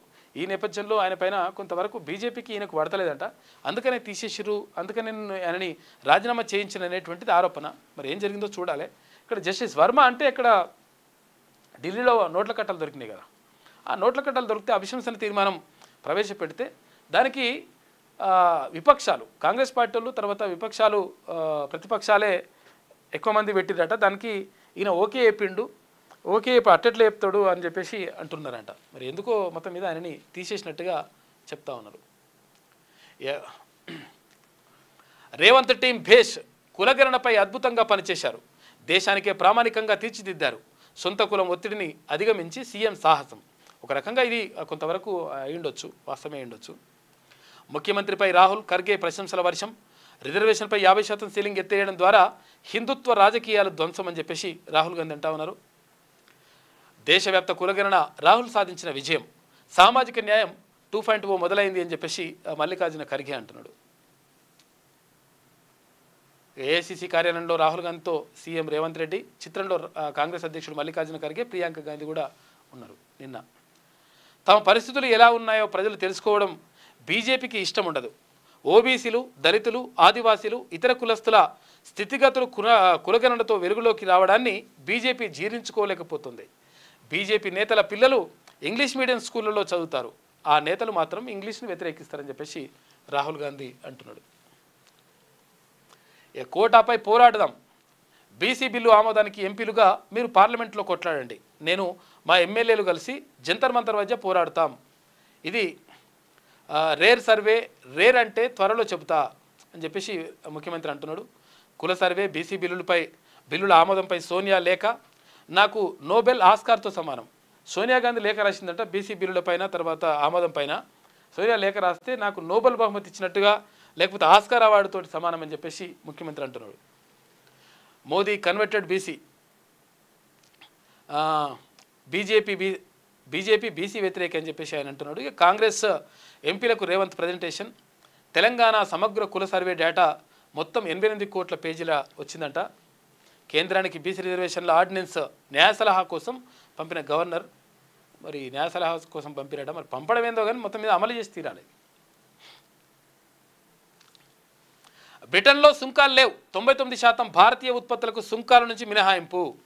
భారత్ బ్రిటన్ మధ్య కుదిరిన స్వేచ్ఛా వాణిజ్య ఒప్పందం. మోదీ స్టార్మర్ సమక్షంలో సంతకాలు చేసుకున్నారు. ఇక బ్రిటన్ విస్కీ తర్వాత కార్లు, చాక్లెట్లు మన దగ్గర చౌకగా అందుబాటులోకి వస్తాయట. ఎందుకంటే అక్కడ ఉన్న ధరకే ఇక్కడ ఇస్తారట. దీని మీద అవి లేవుగా, టారిఫ్ లేవు కాబట్టి. ఒప్పందంతో ఇరు దేశాల మధ్య ఏటా 2.94 లక్షల కోట్ల రూపాయల వ్యాపారం జరుగుతుందంట. సరికొత్త అధ్యాయాన్ని లిఖించాం, భారత యువత, రైతులు, ఎంఎస్ఎంఈలకు లబ్ధి జరుగుతుందని చెప్పేసి ప్రధానమంత్రి నరేంద్ర మోడీ అంటున్నాడు. ఇరు దేశాల్లో ఉద్యోగాలకు, వ్యాపారాలకు లాభం అని చెప్పేసి స్టార్మర్ అంటున్నారు. రానున్న 3 ఏళ్లలో బ్రిటన్కు భారత వ్యవసాయ ఎగుమతుల్లో 20% వృద్ధి జరుగుతుందట. మబ్బులు, జల్లులు, ఇక రాష్ట్రంలో రోజంతా ముసురు, ఇళ్లకే పరిమితమైన ప్రజలు. ములుగు, వెంకటాపురంలో 23.52 సెంటీమీటర్లు వర్షపాతం నమోదైందట. బాగా కొట్టింది వాన. కాళేశ్వరం వద్ద 7.3 సెంటీమీటర్లు, 3 మీటర్ల ఎత్తులో గోదావరి ప్రవహిస్తూ ఉంది. మరో 2 రోజులు వర్షాలు ఉంటాయంట. 14 జిల్లాలకు ఎల్లో అలర్ట్. కలెక్టర్లు అప్రమత్తంగా ఉండాలని చెప్పేసి సీఎం అంటున్నాడు. వానలు వస్తున్నాయంటే జాగ్రత్తగా ఉండండి. నా ప్లాట్కు వచ్చి వెళ్ళేవారు, చూడు చెప్తున్నాడు ఆయన శ్రవణ్ రావు, తెలుగు వాళ్ళని రానిచ్చాను, వరుణ్ చాణక్య తెలుసు. సిటీ విచారణలో ట్యాపింగ్ నిందితుడు శ్రవణ్ రావు ఆన్నే పెట్టి మకాం పెట్టి చేసినాడు మొత్తం ఇదంతా కథ అంతా. ఇప్పుడు జస్ట్ అట్లా వచ్చిపోతుండే అని చెప్తున్నాడు ఆయన మెల్లగా. ఎందుకంటే వాళ్ళు మొత్తం ఆధారాలు తీసుకొచ్చారు కాబట్టి అని చెప్తున్నాడు. రోజుకు 7,000 అడుగులు ఆరోగ్యం పదిలం అంట. 7,000 అడుగులు నడిస్తే ఆరోగ్యం పదిలంగా ఉంటుందంట. గుండె జబ్బులు, డిమోన్షియా, డిప్రెషన్ల నుంచి రక్షణ ఉంటుందంట. 7,000 అడుగులు నడిస్తే, అంటే 2 కిలోమీటర్ల చిల్లర నడిస్తే మంచిగా ఉంటుంది అన్నట్టు, మినిమం అది. ఇక రష్యాలో విమాన ప్రమాదం, 49 మంది దుర్మరణం. ల్యాండింగ్ క్రమంలో కుప్పకూలిన విమానం. ఇక రష్యా చైనా సరిహద్దు సమీపంలో దుర్ఘటన జరిగిందంట. ప్రతికూల వాతావరణమే కారణం అని చెప్పేసి అంచనాలు వేస్తూ ఉన్నారు. అనిల్ అంబానీ సంస్థలపై ఈడీ దాడులు. 3,000 కోట్ల రూపాయల బ్యాంకు రుణం ఎగవేత, నగదు అక్రమ చలామణి ఆరోపణలపై 35 కార్యాలయాల్లో సోదాలు చేసిరట. 2017 నుంచి 19 నడుమ ఎస్ బ్యాంకు నుంచి రుణాలు తీసుకొని ఆ సొమ్మును దారి మళ్లించినట్లు ఆయన మీద, అనిల్ అంబానీ మీద ఆరోపణలు ఉన్నాయి. అనిల్ అంబానీ అంటే ముఖేష్ అంబానీ వాళ్ళ తమ్ముడు, ధీరుభాయ్ అంబానీ కొడుకు, చిన్న కొడుకు. ఇది ఆంధ్రజ్యోతిలో ఉన్నటువంటి ప్రధాన కథనాలు. అయితే ఒక్కసారి శనార్థి తెలంగాణ చూద్దాం. అందరి చూపు గవర్నర్ వైపే. ఆర్డినెన్స్కు గవర్నర్ ఆమోదం తెలిపితే ఇవాళే రిజర్వేషన్లు ఖరారయ్యే అవకాశం ఉంటుందంట. చూడండి, లేకపోతే పాత రిజర్వేషన్లతోనే స్థానిక ఎన్నికలు. రిజర్వేషన్ల ఖరారుకు 4 రోజులు టైం ఇచ్చిన హైకోర్టు. ఇవాళతో మిగిలిన ఉన్నత న్యాయస్థానం గడువు పూర్తి అయిపోతుంది. ఎందుకంటే 4 రోజులు ఇక్కడ రాష్ట్ర ప్రభుత్వానికి ఇచ్చింది, 2 నెలలు ఏది ఎన్నికల సంఘానికి టైం ఇచ్చింది హైకోర్టు. ఈ నెల రోజులు రాష్ట్ర ప్రభుత్వంకి ఇచ్చినటువంటి గడువు పూర్తవుతుంది. మరి నిజంగా ఇవాళ ఇప్పుడు ఏమైనా గవర్నర్ నిర్ణయం తీసుకుని ఏమైనా చేస్తేనేమో ఓకే, లేకపోతే పాత పద్ధతిలోనే మళ్ళీ రిజర్వేషన్ లేకుండానే అయిపోతుంది లెక్క. లేకపోతే పాత రిజర్వేషన్లతోనే స్థానిక ఎన్నికలు, రిజర్వేషన్ల ఖరారుకు నెల రోజులు టైం ఇచ్చిన హైకోర్టు, ఇవాళతో మిగిలిన ఉన్నత న్యాయస్థానం గడువు. గడువు పూర్తి కావడంతో పంచాయతీరాజ్ శాఖలో టెన్షన్ మొదలైంది. రిజర్వేషన్లు ఖరారు చేయకపోతే కోర్టు ధిక్కారం కిందకు వస్తుందని ఆందోళన. ఇవాళ రాష్ట్ర మంత్రివర్గం సమావేశం ఉందంట. స్థానిక ఎన్నికలు, రిజర్వేషన్లపై స్పష్టతకు ఛాన్స్ ఉంది. ఆర్డినెన్స్ను గవర్నర్ ఆమోదిస్తే 42% రిజర్వేషన్లు, లేకుంటే 23%తోటే సరిపెట్టుకోవాలి. 23% కూడా కాదు, 22.78% అంతున్నది లెక్క. స్థానిక సంస్థల ఎన్నికల రిజర్వేషన్లపై ఇవాళ స్పష్టత వచ్చే అవకాశం ఉంది. రాష్ట్ర హైకోర్టు రిజర్వేషన్ల ఖరారుపై విధించిన గడువు ఇవాళతో పూర్తవుతుంది. అందువల్ల ఇవాళ స్థానిక ఎన్నికల్లో బీసీలకు ఎంత శాతం రిజర్వేషన్లు కల్పించబోతున్నారనే అంశంపై ప్రభుత్వం క్లారిటీ ఇవ్వాల్సిన పరిస్థితి ఏర్పడింది. అయితే రిజర్వేషన్ల ఖరారుకు సంబంధించి ప్రభుత్వానికి హైకోర్టు ఈ నెల గడువు పెట్టినందున డెడికేటెడ్ కమిషన్ నుంచి వివరాలు తీసుకొని ఇవాళ ఉన్నత న్యాయస్థానంలో రాష్ట్ర ప్రభుత్వం అఫిడవిట్ దాఖలు చేయనున్నట్లు సమాచారం.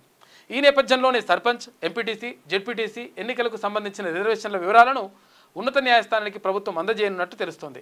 లోకల్ బాడీ ఎన్నికల్లో బీసీలకు ఎంత శాతం రిజర్వేషన్ కల్పించాలనే అంశంపై కొద్ది రోజుల క్రితం రాష్ట్ర కేబినెట్ ఆర్డినెన్స్ జారీ చేసిన విషయం తెలిసిందే. ప్రస్తుతం ఆ ఆర్డినెన్స్కు రాష్ట్ర గవర్నర్ ఆమోదం తెలిపాల్సి ఉంది. అయితే మరోవైపు ఆర్డినెన్స్కు ముందే 2 బీసీ బిల్లులకు శాసనసభ ఆమోదం తెలిపింది. ఇట్లున్నది పరిస్థితి. కానీ ఇప్పుడు గవర్నర్ ఏం నిర్ణయం తీసుకుంటాడో ఏం కథ, నిర్ణయం తీసుకుంటేనేమో ఓకే, రిజర్వేషన్లు ఏమైనా అమలయ్యే అవకాశం ఉంటుంది. ఇక లేకపోతే అంతే సంగతులు అన్నట్టుగా అనిపిస్తుందంట. మరి ఏం నిర్ణయం తీసుకుంటారో చూడాలి. ఇవాళ క్యాబినెట్ మీటింగ్ కూడా ఉంది, మంత్రిమండలి మీటింగ్ ఉంది కాబట్టి మరి ఆ మంత్రిమండలిలో కూడా ఏం చర్చిస్తారు, మరి ఎలాంటి నిర్ణయం తీసుకుంటారు, నిజంగా బీసీలకు సంబంధించి మరి నిర్ణయం తీసుకుంటారా లేదా అనే దాని పైన ఇవాళ స్పష్టత వచ్చేటువంటి అవకాశం మాత్రం ఉంటుంది. ఇక ఆంధ్ర అధికారులు నీటి దౌర్జన్యం, కృష్ణా బోర్డు అనుమతి లేకుండా నీటి విడుదల, కేంద్ర బీజేపీ సర్కార్ అండతో ఏపీకి నీటి అక్రమ తరలింపు అని చెప్పేసి ఇక్కడ వెలుగు దినపత్రిక, తర్వాత శనార్థి తెలంగాణ మాత్రమే రాసిన ఈ వార్తని. ఇష్టం వచ్చినట్టుగా నీళ్లు తనుకొని పోతున్నారు. ఏది మిగులు జలాలే తీసుకుపోతామని చెప్పేసి కింద పొక్క పెట్టుకొని తీసుకుపోతున్నారు, దానికి పొక్క పెట్టి అట్లా అవుతుంది లెక్క. ఏది కృష్ణా తర్వాత గోదావరి నీళ్ళకి సంబంధించి కృష్ణా రివర్ బోర్డు నుంచి ఎటువంటి అనుమతులు లేకుండానే ఆంధ్ర అధికారులు దౌర్జన్యంగా బుధవారం సాయంత్రం నుంచి కృష్ణానది జలాలను అక్రమంగా తరలిస్తున్నారు. మరి అధికారులు ఏం చేస్తున్నట్టు తెలంగాణ అధికారులు, ఏపీ సర్కార్ నాగార్జున సాగర్ డ్యామ్ నుంచి చెప్పా పెట్టకుండా సాగర్ కుడి కాలువ నీటిని విడుదల చేస్తుంది. అయితే తెలంగాణ రాష్ట్రం ఏర్పడినప్పుడు శ్రీశైలం డ్యామ్ నిర్వహణ ఆంధ్రాకు, నాగార్జున సాగర్ డ్యామ్ నిర్వహణ తెలంగాణకు అప్పగించారు. 2023 నవంబర్ 30న ఆంధ్ర అధికారులు సాగర్ డ్యామ్ పైకి పోలీసులు బలగాలతో ప్రవేశించి 13వ డేట్ నుంచి 26వ గేట్ వరకు 13వ గేట్ నుంచి 26వ గేట్ వరకు తమ ఆధీనంలోకి తీసుకున్నారు. కుడి కాలువ నిర్వహణను కూడా తమ ఆధీనంలోకి ఉంచుకున్నారు. అప్పటి నుంచి ఆంధ్ర అధికారులు ఇష్టారాజ్యంగా వాళ్ళకి కావాల్సినప్పుడల్లా నీళ్ళు తీసుకుంటారట. చూసుకోవాలి లెక్క. దీని మీద దృష్టి పెట్టాలి ప్రభుత్వం. బెంగళూరు తొక్కిసలాట ఘటనపై అందిన నివేదిక, ఇక కర్ణాటక ప్రభుత్వానికి కమిషన్ రిపోర్టు అందజేసింది. నివేదికకు ఆ రాష్ట్ర మంత్రివర్గం ఆమోదం. కర్ణాటక క్రికెట్ అసోసియేషన్, తర్వాత ఆర్సీబీ, డిఎన్ఏ, పోలీసులదే బాధ్యత అని చెప్పేసి కమిషన్ చెప్పిందట. మొత్తం మీద ఇట్లా పరిస్థితి జరిగింది. ఏది ఆ క్రికెట్ గెలిచి వచ్చిన సంబరం ఏందో కానీ ఆగమైంది కథ అంతా. చనిపోయాయి పాపం చాలామంది. బాంబే హైకోర్టు తీర్పుపై సుప్రీం స్టే విధించింది. ముంబై పేలుళ్ల జడ్జిమెంట్ నిలుపుదల, కానీ నిందితుల విడుదలపై స్టేకు నిరాకరణ. 2006లో ముంబై సబర్బన్ రైల్లో వరుస పేలుళ్లు జరిగినాయి. ఈ కేసులోనే ఇటీవల బాంబే హైకోర్టు కీలక తీర్పునిచ్చింది. 11 మంది నిందితులను నిర్దోషులుగా ప్రకటించింది. అయితే హైకోర్టు తీర్పును సుప్రీంలో సవాల్ చేసిన మహారాష్ట్ర సర్కార్ ఉన్నత న్యాయస్థానం తీర్పుపై సుప్రీంకోర్టు స్టే విధించింది. మరి ఏం జరుగుతుందో చూడాలి. మల్లారెడ్డి ఇంట్లో ఐటీ సోదాలంట, క్వశ్చన్ మార్క్తో ఉన్నది, క్లారిటీ లేదంట. మరి స్టూడెంట్స్ నుంచి అధిక ఫీజులు వసూలు, ఆ సొమ్మును ఆదాయ పన్నుల్లో తగ్గించి చూపారని ఆరోపణ. మల్లారెడ్డి కొడుకు భద్రారెడ్డి ఇంట్లోనూ తనిఖీలు చేసిరట. మా ఇంటిపై ఎలాంటి సోదాలు జరగలేదని చెప్పేసి మల్లారెడ్డి కోడలు చెప్తా ఉన్నది. మరి ఏందో. తెలంగాణ కులగణన దేశానికే రోల్ మోడల్.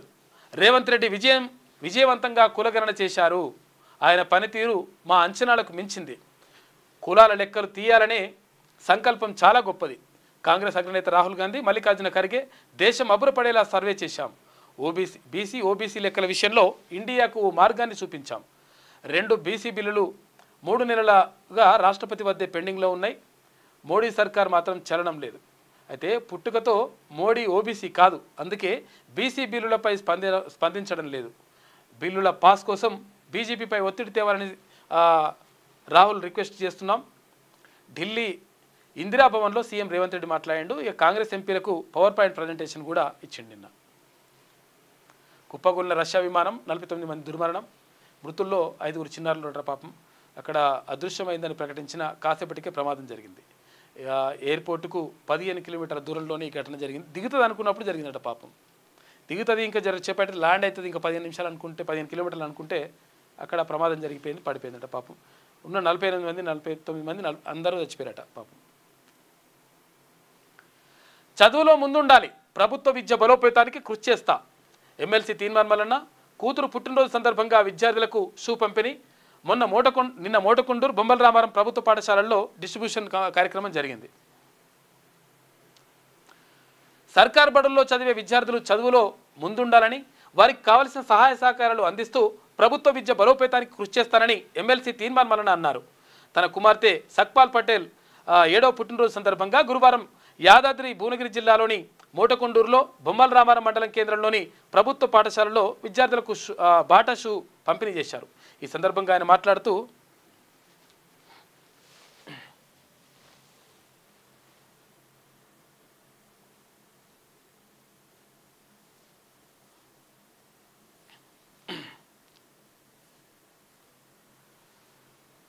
నిన్న కార్యక్రమం జరిగింది. ఇక్కడ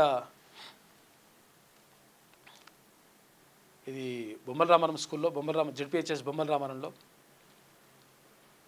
సాంస్కృతిక కార్యక్రమాలు కూడా చేసిండ్రు పిల్లలు. బొమ్మల రామారంలో ఇక్కడ కూడా మోటకొండూరులో కూడా చేసిండ్రు. షూ పంపిణీ కార్యక్రమం జరిగింది. తీర్మాన్ మల్లన్న బాబుకు ఆ షూ వేస్తున్నాడు ఎమ్మెల్సీ.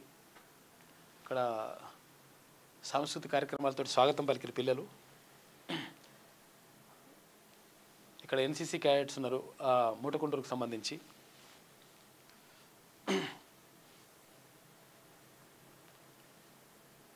నిన్న షూ పంపిణీ కార్యక్రమం నిన్న ఈ 2 మండలాల్లో జరిగింది, మొన్న 2 మండలాల్లో. మొన్న రాజపేట, తుర్కపల్లి మొన్న జరిగితే నిన్న బొమ్మల రామారం, మోటకొండూరు 2 మండలాల్లో జరిగింది. 4 మండలాలు అయిపోయినాయి, ఇంకా 4 మండలాలు పెండింగ్ ఉన్నాయి. అవి కూడా వస్తున్నాయి, షూస్ వస్తున్నాయి. ఆలయ నియోజకవర్గం మొత్తం కూడా పూర్తి చేయాలని చెప్పేసి నడుస్తుంది.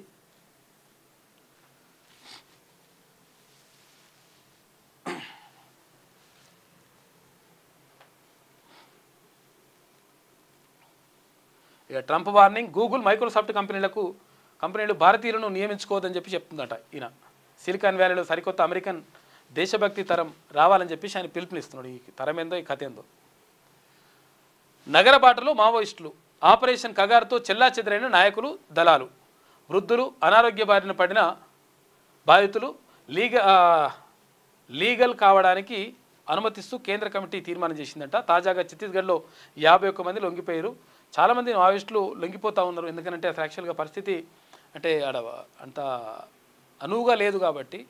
అసలు నిజంగా కూడా మరి అడవిలో పోయి పోరాడాల్సిన అవసరం అయితే ఇప్పుడు లేదు. ఇప్పుడు ప్రజల్లో ఉండి పోరాటం చేయాలి, ప్రజల్లో ఉండి ప్రజల కోసం ప్రజాస్వామ్యయుతంగా కొట్లాడితే మంచిగా ఉంటుంది. కేంద్ర ప్రభుత్వం మావోయిస్టులకు వ్యతిరేకంగా నిర్వహించిన ఆపరేషన్ కగార్లో దండకారణ్యంలో వందలాది మంది నాయకులు, కార్యకర్తలు ఎన్కౌంటర్లో మరణించారు. చివరకు మావోయిస్టు పార్టీ కార్యదర్శి బసవరాజ్ మరణంతో ఆ పార్టీకి కోలుకోలేని దెబ్బ జరిగింది. దీంతో మావోయిస్టులు చాలామంది లొంగిపోతురట. తెలంగాణ పోలీసుల అదుపులో మావోయిస్టు శ్రీవిద్య హఫీజ్పేటలో ఒక ఇంట్లో ఉండగా అరెస్ట్ చేసిరట. మావోయిస్టు కేంద్ర కమిటీ సభ్యుడు వాసుదేవరావు అలియాస్ ఆషన్న భార్య శ్రీవిద్య, మావోయిస్టు పార్టీ నాయకురాలు, దండకారణ్య స్పెషల్ జోనల్ కమిటీ సభ్యురాలు అయిన నర్ల శ్రీవిద్య ఎలియాస్ రూపిని అరెస్ట్ అయ్యిందంట. గురువారం హఫీజ్పేటలోని ఒక ఇంట్లో ఆమెను తెలంగాణ పోలీసులు అదుపులోకి తీసుకున్నట్లు కుటుంబ సభ్యులు చెప్పారు. పోలీసులు ఆమెకు ప్రాణాపాయం తలపెట్టే అవకాశం ఉందని చెప్పేసి వాళ్ళు ఆందోళన చెందుతున్నారంట. మొత్తం మీద కొంతవరకు మావోయిస్టులకు సంబంధించి కొంచెం ఎదురు దెబ్బలు తగులుతున్నట్టుగా అనిపిస్తూ ఉంది. ఇక కేంద్ర హోంమంత్రి అమిత్ షా ఆదేశాలతో వర్షాకాలంలో సైతం బలగాలు కూంబింగ్ చేపట్టినాయి. అనేక మంది నాయకులు కార్యకర్తలు చనిపోయినరు, మిగిలిన వారు చెల్లాచెదురయ్యారు. దీంతో ఆ పార్టీ కేంద్ర కమిటీ తాజా ఒక తీర్మానం చేసింది. వృద్ధాప్యంతో వయస్సు మళ్లిన వారు, అనారోగ్యంతో బాధపడుతున్న వారు, దళాలను పార్టీని విడిచి లీగల్ కావడానికి అనుమతిస్తూ కేంద్ర కమిటీ నిర్ణయం తీసుకుందంట. ఈ నేపథ్యంలోనే 50 సంవత్సరాలుగా దండకారణ్య ఉద్యమంలో సాంస్కృతిక సారథిగా పనిచేసిన గద్దర్ సహచరుడు సంజీవ్, అతని భార్య హైదరాబాద్ నగరానికి చేరుకున్నారు. రాచకొండ పోలీస్ కమిషనర్ను వారు కలిసి సాధారణ జీవితం గడపడానికి అనుమతి ఇవ్వాలని కోరారు. అలాగే నిన్న హైదరాబాద్ నగరంలో అనారోగ్యంతో చికిత్స పొందుతున్న శ్రీవిద్యను పోలీసులు అదుపులోకి తీసుకున్నారు. ఈమె 3 దశాబ్దాలుగా మావోయిస్టు ఉద్యమంలో అజ్ఞాతవాసంలో ఉన్నారు. తెలంగాణ రాష్ట్ర ప్రభుత్వం ఉదారంగా వ్యవహరిస్తే మరింత మంది మావోయిస్టు నాయకులు, కార్యకర్తలు జనజీవనంలోకి వచ్చే అవకాశం ఉందని పరిశీలకులు భావిస్తున్నారు. జస్టిస్ చంద్రకుమార్, ప్రొఫెసర్ హరగోపాల్, జానారెడ్డి ఇతర ప్రముఖులతో కమిటీని ఏర్పాటు చేసి జనజీవనంలోకి వచ్చే మావోయిస్టుకు అవకాశం ఇవ్వాలని ప్రజాస్వామిక వాదులు కోరుతున్నారు. గణేష్, భూమిక, సంగీత, రాకేష్ వంటి అనేక మంది బీసీ, దళిత కులాలకు చెందినటువంటి వారు ఇప్పటికే మరణించారు. తెలంగాణ నుంచి మావోయిస్టు ఉద్యమంలోకి వెళ్ళిన వారిలో అత్యధికులు దళిత బహుజనులే. మారిన పరిస్థితుల్లో మిగిలిన వారి ప్రాణాలకు హాని తలపెట్టకుండా ప్రజా జీవనంలోకి తీసుకురావాలని ప్రభుత్వాన్ని కోరుతున్నారు. ఇదిలా ఉండగా తాజాగా భారీ సంఖ్యలో మావోయిస్టులు ఛత్తీస్గఢ్ పోలీసులు ముందు లొంగిపోయారు. కాంకేర్, బీజాపూర్ జిల్లాల్లో కలిపి మొత్తం 51 మంది ఆయుధాలు వీడినట్టు సమాచారం.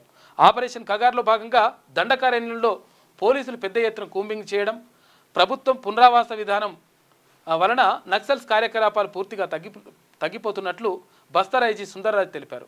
బీజాపూర్ జిల్లాలో జరిగిన వేరువేరు ఎన్కౌంటర్లలో 2024 నుంచి ఇప్పటి వరకు 185 మంది మావోయిస్టులు మృతి చెందారని ఆయన తెలిపారు. అలాగే 803 మందిని అరెస్ట్ చేయగా 431 మంది లొంగిపోయారని అన్నారు. నిన్న బీజాపూర్ జిల్లాలో బస్తర్ ఐజీ సుందర్రాజ్ ఎదుట 25 మంది మావోయిస్టులు లొంగిపోయారంట. వీరిపై 1.15 కోట్ల రూపాయల రివార్డు ఉన్నట్లు ఆయన వెల్లడించారు. లొంగిపోయిన తక్షణమే వారికి 50,000 చెక్కు ప్రోత్సాహకంగా ఇస్తురట. కాంకేర్ జిల్లా ఎస్పీ ఎదుట 13 మంది మావోయిస్టులు లొంగిపోయారు. వీరిలో మిలిటరీ కంపెనీ కమాండర్ మంగుల ఉన్నట్లు ఎస్పీ చెప్పారు. ఇక వీరిపై 62 లక్షల రివార్డు ఉన్నదంట. మరొక చోట సుక్మా జిల్లా ఎస్పీ ఎదుట 5 మావోయిస్టులు లొంగిపోయారు. వీరిపైన కూడా 6 లక్షల రూపాయల రివార్డు ఉందంట. మొత్తం మీద ఇక తెలంగాణ పోలీసుల అదుపులో శ్రీవిద్య అంటూ ఒక వార్త కనిపిస్తూ ఉంది. మొత్తం మీద మావోయిస్టులు లొంగిపోతూ ఉన్నారంట. ఎందుకంటే లొంగిపోకుండా ఉండలేని పరిస్థితులు అయితే ఉన్నాయి. దాంతో ఇక నకిలీ మద్యానికి హబ్గా మారుతున్న సూర్యాపేట జిల్లా అని చెప్పేసి గంటా సోమన్న ఒక ప్రత్యేక వ్యాసం రాసిండు. మూసీ డ్యామ్ నుంచి హెచ్చరికనట. ఇక చిమ్మ చీకట్లో గుర్రంపోడు పల్లెలు, అద్దె భవనాల్లో అంగన్వాడీ కేంద్రాలు పరిస్థితులు. చంద్రబాబు రేవంత్ రెడ్డిలపై సిపిఐ నారాయణ ఫైర్ అయ్యిందట. ఇదిట్లుంటే ఒకసారి నేటి మాట చూసుకుందాం. నిజమే, వీళ్లకు ఓటమి భయం పట్టుకుంది. స్థానిక ఎన్నికల్లో పరువు పోతుందని బీసీల రిజర్వేషన్ల ఆర్డినెన్స్ను ముందటేసుకున్నారు. మేము బీసీలకు న్యాయం చేద్దామనుకుంటే కేంద్రంలో ఉన్న బీజేపీ సర్కార్ అడ్డుకుంటుందని, బీఆర్ఎస్ పార్టీ మద్దతిస్తలేదని అధికారంలో ఉన్న బీసీ నాయకులు ఆయా జాతులను మోసం చేస్తున్నారు. అగ్రకులాల నాయకులను వెనకేసుకొస్తున్నారు. పార్టీపై ఉన్న ప్రజా వ్యతిరేకతను పసిగట్టేశారు. అందుకే 18 నెలల్లో జరిగిన అద్భుతాలను భూతద్దంలో చూపిస్తున్నారు. బీసీలంతా ఎక్కడ ఒకటైతారో అనే అక్కసుతో బీసీలకు 42% రిజర్వేషన్లలో లోకల్ బాడీ ఎన్నికలు నిర్వహిస్తామని కట్టుకథలు చెప్తున్నారు. ఏ రాజకీయ పార్టీలకు బీసీ రిజర్వేషన్లపై చిత్తశుద్ధి లేదు. అందరూ అవకాశవాద రాజకీయాల కోసమే పడిగాపులు కాస్తున్నారు. లోకల్ బాడీ ఎన్నికల్లో బీసీల ఓట్ల కోసమే రిజర్వేషన్ల గాలం పట్టుకొని చూస్తున్నారని చెప్పేసి పెద్దపల్లి రాజన్న బీసీ రిజర్వేషన్లకు సంబంధించి రాసిండు.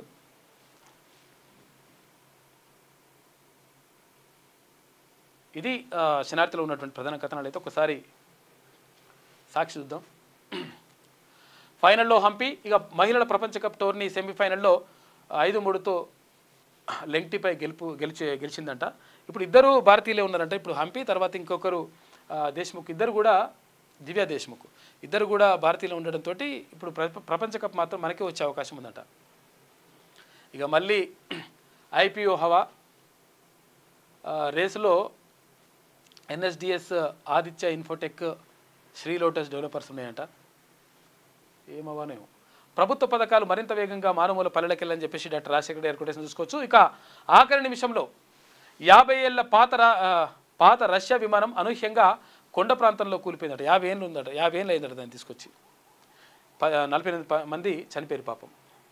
భారతీయులకు ఉద్యోగాలు వద్దు, అమెరికన్లకే కొలువుల్లో పట్టం కట్టాలని, భారతీయులకు ఉద్యోగాలు ఇవ్వడం ఆపాలని టెక్ సంస్థలకు ట్రంప్ హెచ్చరికలు జారీ చేసిండు. ఇక ముంబై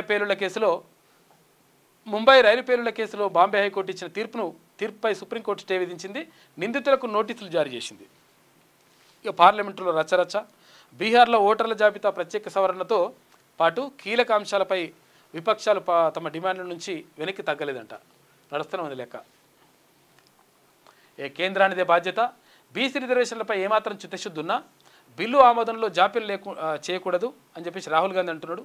తెలంగాణ ప్రభుత్వం చేసిన కులగణన సర్వే దేశానికే మార్గదర్శకం. ఇక దేశంలో సామాజిక న్యాయానికి ఇది ఒక మైలురాయిగా నిలుస్తుంది. కులగణనకు దిక్సూచిగా మారుతుంది. ప్రస్తుతం 50% రిజర్వేషన్ల పరిమితి అడ్డుగోడగా మారింది. ఈ అడ్డుగోడను తొలగించేందుకే బీజేపీపై ఒత్తిడి తెస్తున్నాం. దేశాభివృద్ధికి డబ్బు భూములు కాదు, ఇంగ్లీష్ విద్యే మార్గమన్న కాంగ్రెస్ అగ్రనేత. ఇక ఓబీసీలను నిర్లక్ష్యం చేస్తే భవిష్యత్తు ఉండదని బీజేపీ ప్రభుత్వం గమనించింది అని చెప్పేసి ఏఐసీసీ చీఫ్ మల్లికార్జున ఖర్గే అంటున్నాడు. కులగణన తెలంగాణ సాధించిన పెద్ద విజయం అని చెప్పేసి కితాబ్ ఇచ్చిండట. పవర్ పాయింట్ ప్రజెంటేషన్ వీక్షిస్తున్న ఖర్గే, రాహుల్, ప్రియాంక, కేసీ వేణుగోపాల్ సీఎం అని చెప్పేసి ఇక్కడ చూసుకోవచ్చు మనం. ఇది 2 రోజులు ఎల్లో అలర్ట్ ఉందంట. రాష్ట్రంలో నైరుతి రుతుపవనాలు చురుగ్గా కదులుతుండటంతో వానలు కురుస్తాయంట, జాగ్రత్తగా ఉండండి.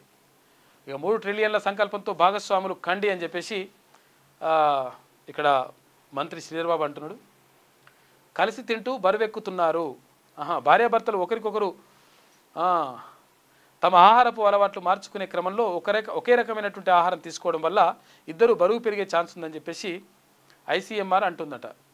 ఇద్దరిది ఒకటే రకమైన ఆహారం తింటే కూడా పెరుగుతున్నట బరువు. ముక్తసరి సమాధానాలతో సరి. ఇక ఏసీబీ ప్రశ్నకు అంతగా స్పందించని మాజీ ఈఎన్సీ మురళీధర్ రావు. చూసుకో, ముసలోళ్ళని పెట్టి అట్లా చేసిండు, ఆగం చేసిండు కాక. కేంద్రం వద్దకు ఆర్డినెన్స్ ముసాయిదా తీసుకెళ్తున్నట.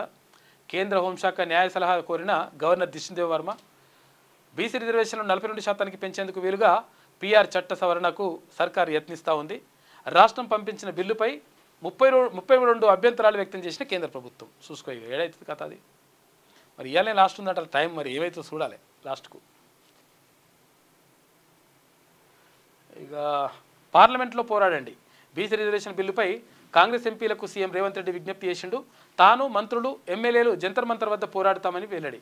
కులగణన సర్వేకు సంబంధించి మా వద్ద 88 కోట్ల పేజీల డేటా ఉందంట. ఇక తెలంగాణ సర్వే దేశానికే రోల్ మోడల్ అని చెప్పేసి ఇది రేర్ సర్వేనంట. ఇక యూకేతో స్వేచ్ఛా వాణిజ్యం, ఎఫ్టీఏపై సంతకాలు చేసిన భారత్, యునైటెడ్ కింగ్డమ్ అని చెప్పేసి ఒక వార్త కనిపిస్తూ ఉంది.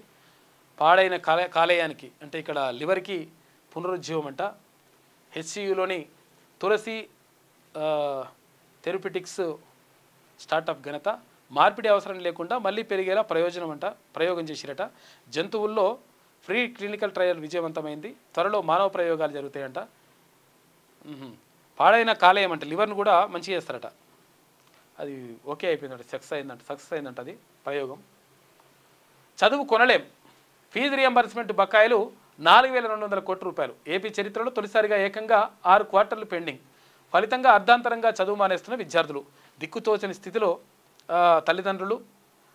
బిడ్డల భవిష్యత్తుపై తీవ్ర ఆందోళన అని చెప్పేసి ఒక వార్త కనిపిస్తూ ఉంది ఏపీకి సంబంధించి. ఇక బనకచెర్లకు మా సమ్మతి తప్పనిసరి. పోలవరానికి మేము సమ్మతిచ్చినట్లేనని విభజన చట్ట నిబంధన దీనికి వర్తించదు. పోలవరం ఆపరేషన్ షెడ్యూల్లో మార్పులు అంతర్రాష్ట్ర ఒప్పందాలకు విరుద్ధమంట. బనకచెర్ల ప్రాజెక్టుకు ఎలాంటి అనుమతులు ప్రక్రియ చేపట్టరాదు. కేంద్ర జలశక్తి శాఖకు తెలంగాణ లేఖ రాసింది. 650 టీఎంసీలు తరలింపు అంట. ఇష్టం వచ్చినట్టుగా నీళ్ళు తీసుకోబోతున్నారు వాళ్ళు. వీళ్ళు తీసుకోబోతున్నారు, మనం సప్లై ఎక్కుకుంటే ఎట్లయితుంది మరా. భగ్గుమన్న సరిహద్దు వివాదం. థాయిలాండ్, కంబోడియా మధ్య ఉద్రిక్తతల పరిస్థితులు నెలకొన్నాయి. ఇరు దేశాల నడుమ ఘర్షణలున్నాయి. పరస్పర దాడుల్లో 11 మంది చచ్చిపోయారట. కనిష్ట స్థాయికి దౌత్య సంబంధాలు పడిపోయినాయి. భారతీయులను నియమించుకోవద్దు. టెక్ కంపెనీలకు ట్రంప్ హెచ్చరిక. భారతీయులను నియమించకుండా కాపలాగా నా డ్యూటీ తనే చేస్తున్నట్టు. ఈయన వాచ్మెన్ అయ్యాట మొత్తం మీద. ఎట్లా చేస్తారో చూస్తా, మీరు భారతీయుని ఎట్లా నియమించుకుంటారో చూస్తా అంటున్నాడు ట్రంప్. ఇది సాక్షిలో ఉన్నటువంటి ప్రధాన కథనాలు. అయితే ఒకసారి నమస్తే తెలంగాణ చూద్దాం. వర్ధిల్లు వందేళ్ళు పాట ఉన్నది కదా ఇది. తనేడు బీఆర్ఎస్ వర్కింగ్ ప్రెసిడెంట్ కేటీఆర్ పుట్టినరోజు సందర్భంగా ఆయనకు ఆశీస్సులు అందించి ఆలింగనం చేసుకుంటున్న మాజీ ముఖ్యమంత్రి కేసీఆర్. నిన్న బర్త్డే కేక్ కట్ చేసినట్టుండు. ఇక్కడ కాంగ్రెస్ సర్కార్ పెట్టిన అక్రమ కేసుల్లో 20 రోజుల పాటు జైలుకి వెళ్ళి BRS social media warrior Shashidhar Goud ఇంటికి వెళ్ళి కుటుంబ సభ్యులతో కలిసి కేక్ కట్ చేసిడట. నువ్వెన్ని కేసులు పెట్టినవే రామన్న? ఎంత అన్యాయంగా అక్రమంగా దాడులు చేయించి కేసులు పెట్టి అప్పుడు గుర్తుకు రాలేదా ఇట్లా? వేల కుటుంబాల్లో స్మైల్, చిరునవ్వులు పంచిన గిఫ్ట్ ఏ స్మైల్ పిలుపంట అట్టహాసంగా కేటీఆర్ పుట్టినరోజు వేడుకలు అని చెప్పేసి వేసుకొచ్చింది. మెయిన్ వార్త అదే ఉన్నట్టుంది. ఇక ముఖ్య నేత మెడకు ట్యాపింగ్ గుచ్చు, రాంగ్ బుమరాంగ్. పార్టీ కార్యదర్శి నుంచి ఊరిన కోరిన ఏఐసిసి త్వరలో అంతర్గత విచారణకు ఆదేశించే ఛాన్స్ అంట. తెలియదని తప్పించుకునేలా ముఖ్య నేత ప్లాన్ వేస్తున్నట. ఓ పోలీస్ అధికారిని దోషిగా చూపేలా ఎత్తుగడ. ఫోన్ ట్యాపింగ్ వీళ్ళు చేసి ఇప్పుడు ఫోన్ ట్యాపింగ్ మీద వీళ్ళే కథనాలు రాస్తారు. చూసుకో ఎట్లున్నది లెక్క. ఏపీ జలదోపిడి, వచ్చినట్లు కృష్ణా నీళ్లు దిగువకి తీసుకుపోతున్నారు. అప్పుడు తీసుకుపోతే సప్పుడు చేయలేడు కాక అప్పుడు కేసీఆర్. ఇప్పుడేమో మళ్ళీ మాట్లాడుతున్నాడు. ఇంకా ఇప్పుడు కూడా ఎట్టి పరిస్థితుల్లో పోవడానికి లేదు, వీలు లేదు అవి. గోపన్పల్లిలో గూండారాజ్, భాగ్యనగర్ ఎఫ్టీఓ టీఎన్జిఓ సెక్యూరిటీ గార్డులకు రివాల్వర్తో బెదిరించిండట. ప్రభుత్వ భూమిలో అధికారుల అండతో అక్రమంగా లేఅవుట్ కూడా వేస్తున్నారట. ఈ గోపన్పల్లి కథ ఏందో మరి చూడాలి. భారతీయులను నియమించుకోవద్దు అని చెప్పేసి ట్రంప్ అంటున్నాడు. దక్షిణాసియాలో మరో యుద్ధం, థాయ్ కంబోడియా మధ్య భీకర ఘర్షణ కనిపిస్తుంది. 11 మంది చచ్చిపోయారటగా. ఇక విభజన చట్టానికి బీజేపీ తూట్లు, తెలంగాణకు దక్కాల్సినవి తొక్కిపెట్టిన మోడీ సర్కార్. పార్లమెంటు సాక్షిగా రాష్ట్రానికి అనేక హామీలు. 11 ఏళ్లుగా రాష్ట్ర బీజేపీ నాయకులు గప్చుపు ఉన్నారంట. ఎంపీలు కేంద్ర మంత్రులున్న ఫలితం సున్నా. ఎన్నికల్లో లబ్ధి కోసం గిరిజన వర్సిటీ మంజూరు చేసిందని చెప్పేసి ఎంపీలందరూ కొట్లాడాలి 100% తెలంగాణ కోసం. బీజేపీ ఎంపీలు, బీజేపీ అయినా కాంగ్రెస్ అయినా ఎవరైనా. సాధికార కమిటీ పైన సర్కార్ నిందలు, కంచగచ్చిబౌలి భూములపై మారని కాంగ్రెస్ ప్రభుత్వ తీరు అని చెప్పేసి నడుస్తూ ఉంది. ఇక యూరియా వేట పొద్దంతా తనలాటనంట. యూరియా దొరుకుతలేదంట. ఇక స్వేచ్ఛగా వాణిజ్యం అని చెప్పేసి బ్రిటన్ భారత్ మధ్య ఫ్రీ ట్రేడ్ అగ్రిమెంట్ కుదిరింది. ఇక మరో రైతు ఆత్మహత్య, పత్తి మిర్చి దిగుబడి రాక అప్పుల పాలైందట. భూపాలపల్లి జిల్లా చింతకానిలో విషాదం చోటు చేసుకుందని చెప్పేసి ఒక వార్త కనిపిస్తూ ఉంది. ఇది ఈమె చెప్తున్నమాట. మొత్తం మీద ఎమ్మెల్సీ తీర్మానం ఉన్న కుమార్తె షాక్యా పటేల్ 7వ జన్మదినం సందర్భంగా ఆమెకు శుభాకాంక్షలు, ఆయుర ఆరోగ్య ఐశ్వర్యాలతోటి ఉండాలని చెప్పేసి మనస్ఫూర్తిగా కోరుకుందాం.